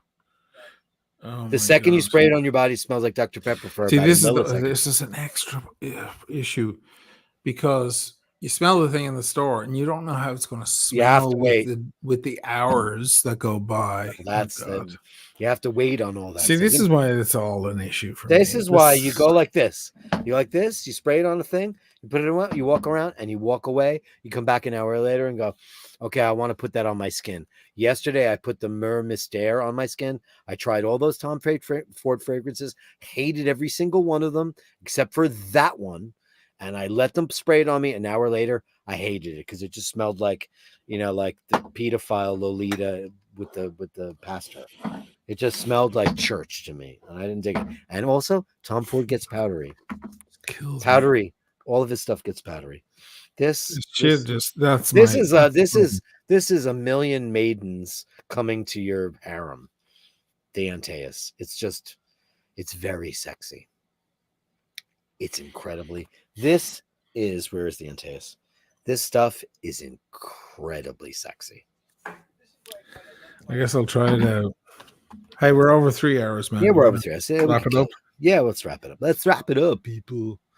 Guys, thank you so much for your time. Let's hit the super chats. Carolyn Martin, Andrew Wolkowitz, JHB, Rufus, Angela Minikillo, Ray. We wore everybody out. Andrew Wolkowitz, Frank Lacamana, Joe LaFaro, Happy Meal. Thank you so much. Shane McGee, John, Mike Callan, Dana O'Malley, Nathaniel Hannon, Dana O'Malley, Ray, Shane.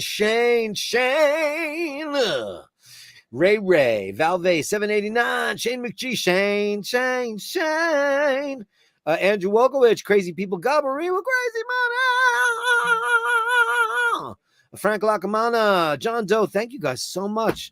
Happy 200th celebration to Shane hitting his milestone subscription. Holy crazy town. How many years is it? 4.5? Yeah. 4.5 years, 200,000 subscribers, lots of crazy miles, lots of crazy traveling, lots of amazing videos, a million plus views on his latest Trump watch. Get your fight. Go get that watch. Guys, congratulations to my BFF, Oisin O'Malley, for a fabulous. You came out of nowhere like a lightning, like a bullet. Holy crap, you made it. Looks like you made it. Do you remember that song? Yeah, man. What are you doing there right now? Just while I'm blowing as much smoke up your ass as I possibly can. Hey, it's not. I can't take credit for most of it.